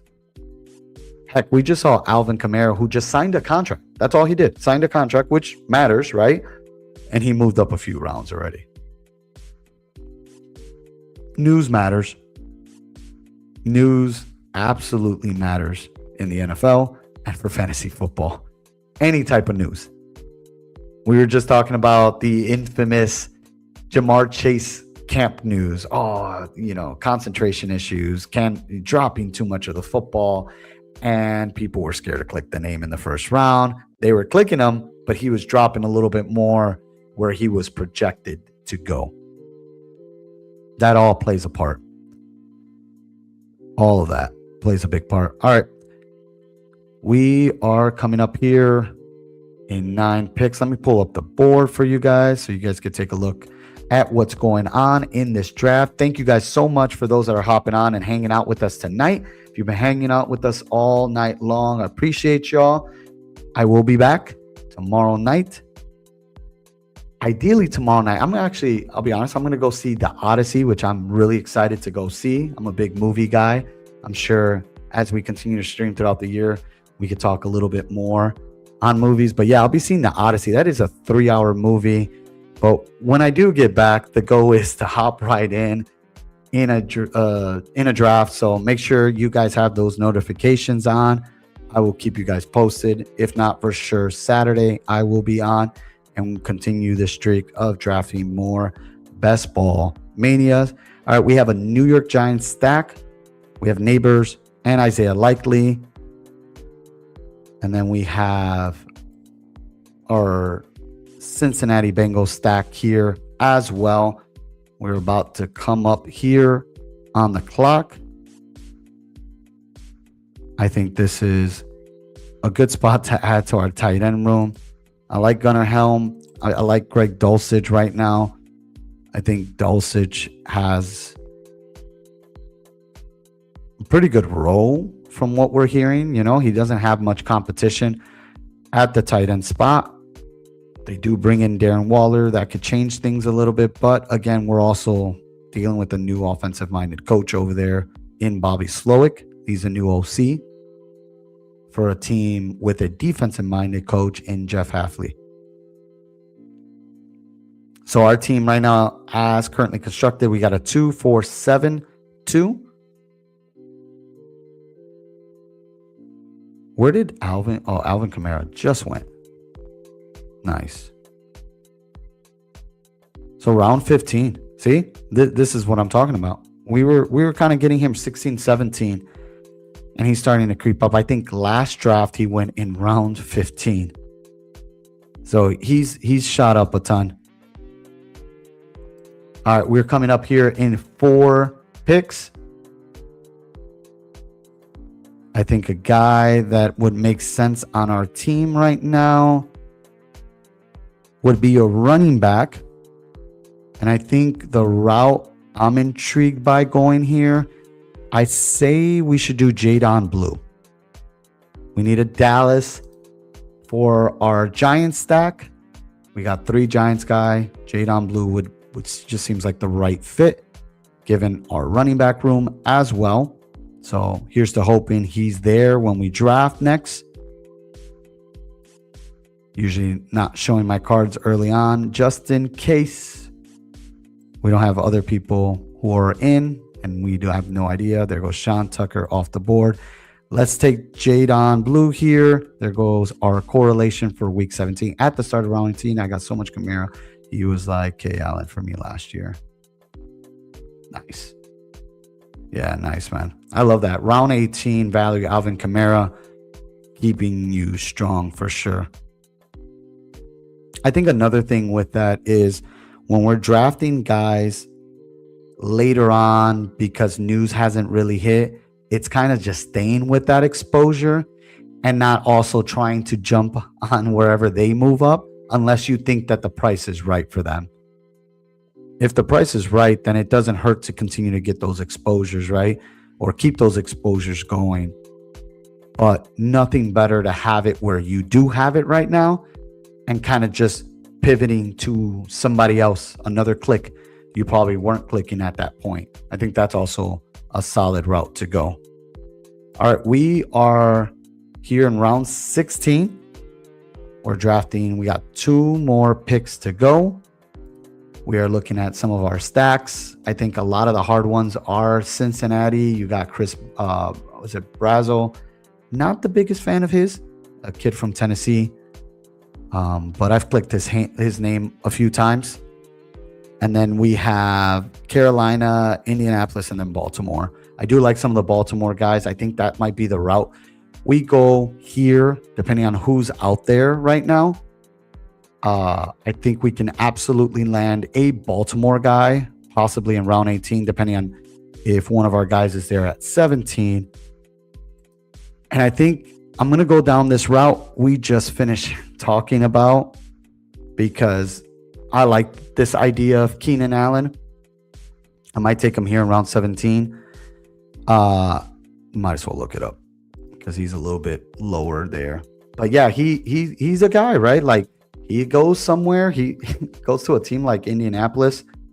He's going to have he should definitely step in there with a solid role. I love low when I know they're going to go up like Debo and Diggs. Oh, yeah, for sure. I mean, that's the beauty of drafting as early as we're drafting, right? Kind of getting these guys where we're getting. I mean, Jonathan Brooks, we were getting at like 1/6, and there goes Elijah Surratt. That's who I was actually hoping here in round 17, but we didn't get him. He's been moving up a little bit more. I like Elijah Surratt. I definitely love him more on DraftKings. That's where I've been getting a little bit more of him. But lately, I definitely been tapping that name a little bit more here on Underdog. Let's take Keenan Allen. I don't think he'll be there in round 18 for me, even at 8 picks away. I want to avoid losing that opportunity here at round 17, 18. This is honestly, you can do your scrolls. You can take your guys. You can take more chances. I don't hate our tight end room. It can always use a third guy, but at this point, unless I'm going Gesicki, right, to add more to this stack. Let's see. We got T. Higgins, Malik Neighbors, DJ Moore, DK, Casey, Trey, Debo, and Keenan. I think we have a pretty solid wide receiver room. Yeah, this is a solid. We definitely can go tight end here. I think Gesicki might be the move. I was thinking of like a Jacoby Lane, or a Rashad Bateman. Some of those guys there. You can always go running back here. And there's no one in Carolina or Indianapolis that I'm really into. I know that, RB2 is going to be really important. This is like another conversation, but Najee Harris has been a guy you can kind of click here and take some, because Najee Harris is going to sign with a team, and he's also not going to be drafted anymore where he's getting. I mean, he's going undrafted in most drafts, right? Unless you're on with some folks who are doing it. Let's go here. I think Mike Gesicki makes sense. Add on more to the stack, right? I think he's got a pretty solid role on this team. He was a guy that Joe Burrow fought for to stay on the team, for them to sign him. So we talk about concentrated offense, right? We got the running back in Chase Brown. Obviously didn't get Jamar Chase here, but T. Higgins plays a big role. And then at tight end, we could get a healthy Eric All this year for sure. But Gesicki, he comes out as a wide receiver as well. Their wide receiver 3 is very crucial this year. I'm very interested to see who kind of takes that role. I feel like Yoshua has kind of regressed a lot in the last couple of years. Tinsley kind of took a step. Michael Tinsley took a step up last year. Charlie Jones, I think he's a really solid receiver. He's just never healthy. Plays special teams for them. But, man, when he's on the field, he's really good. But, yeah, overall, I just think it's just a lot of guys. Gesicki is like a reliable guy. If Higgins or anybody is out. Actually, when Higgins is out, Gesicki takes on a big role. So it's kind of an insurance on him as well, right? Yeah, I think, I'm over here selling myself a story as I'm drafting, right? But it makes sense. I think Gesicki was the right pick here. Add to this tight end room that I felt could have used a little bit more, and we got that. Let's review our team. We can look at Jeremy's team, and we'll end there. But here we go. Let's take a look at what we have. At quarterback, we have Joe Burrow, Jackson Dart. At running back, we have Ashton Genty, Chase Brown, Blake Corum, Keaton Mitchell, Jadon Blue. At wide receiver, we have T. Higgins, Malik Neighbors, DJ Moore, DK Metcalf, Casey Concepcion, Trey Tucker, Deebo Samuel, and then Keenan Allen. 2 guys we're expecting to hear news from soon. I feel that's going to, I mean, at that point, this is where I made the decision. Yeah, we need another tight end. This is a good spot to be in. Isaiah Likely, big road this year. I think he's going to look even better for the Giants. Greg Dulcich, if everything we're seeing and hoping for, he's going to be the tight end 1 on this team, and he's going to be a huge security blanket for Malik Willis. I think that's going to be important for that offense. And then we get a Mike Gesicki in the 18th round to kind of add on to our stack with Joe Burrow and Sort. Nothing better than ending a stream with getting our cover boy guy. I think we've missed on 2 so far this year out of all the drafts we've had. Let's take a look real quick before we head out. Jeremy's team, good drafting, guys. Agreed. Thank you, Jeremy. Jeremy hopped on most of our drafts tonight, and that was up. He's got Jahmyr Gibbs. He got lucky. He got the 101 both drafts, what we were hoping for. But our guy Jeremy ended up getting it. Happy for his exposure to getting Gibbs. He got George Pickens, Trey McBride. I think he said this was his second. Colston Loveland. We got to get more, Jeremy. We got to get those numbers up. Colston Loveland is an absolute beast, and I expect him to be above Trey McBride when it's all said and done. Getting DeAndre Swift, getting that Bears and Detroit correlation for week 17. Tony Pollard. Love Tony Pollard over here for where we're getting him. We are hoping that offensive line holds up and that offense looks good under Brian Daboll. Then we got Dak Prescott, Michael Wilson, Jonathan Brooks, Baker Mayfield, Stephon Diggs, Hunter, Spears, Adonai Mitchell, Zachariah Branch, Ted Hurst, and Jacoby Brissett. And then he got Chris Bell to round it up there. Solid drafts we had here, the last couple drafts. Thank you so much for those that hopped on. We got to get 3 BBMs, which was fun. If you are just hopping on to the stream, feel free to go back at the very end of it and rewatch and replay. We had a fun time. We had a good time. I'm gonna try to come on tonight after watching Odyssey. I hope my mind is blown. We've waited years for this movie, and definitely share some insight without spoiling the movie. But yeah, happy drafting. We're getting close to training camp, y'all. Big news are coming down the pipelines, and this is the best time to start grabbing all your guys and getting all your exposures before everything kind of sets and things become a little bit more difficult to draft. Thank you so much. Make sure to like the video, subscribe if you haven't already. Have a good night. Peace and take care.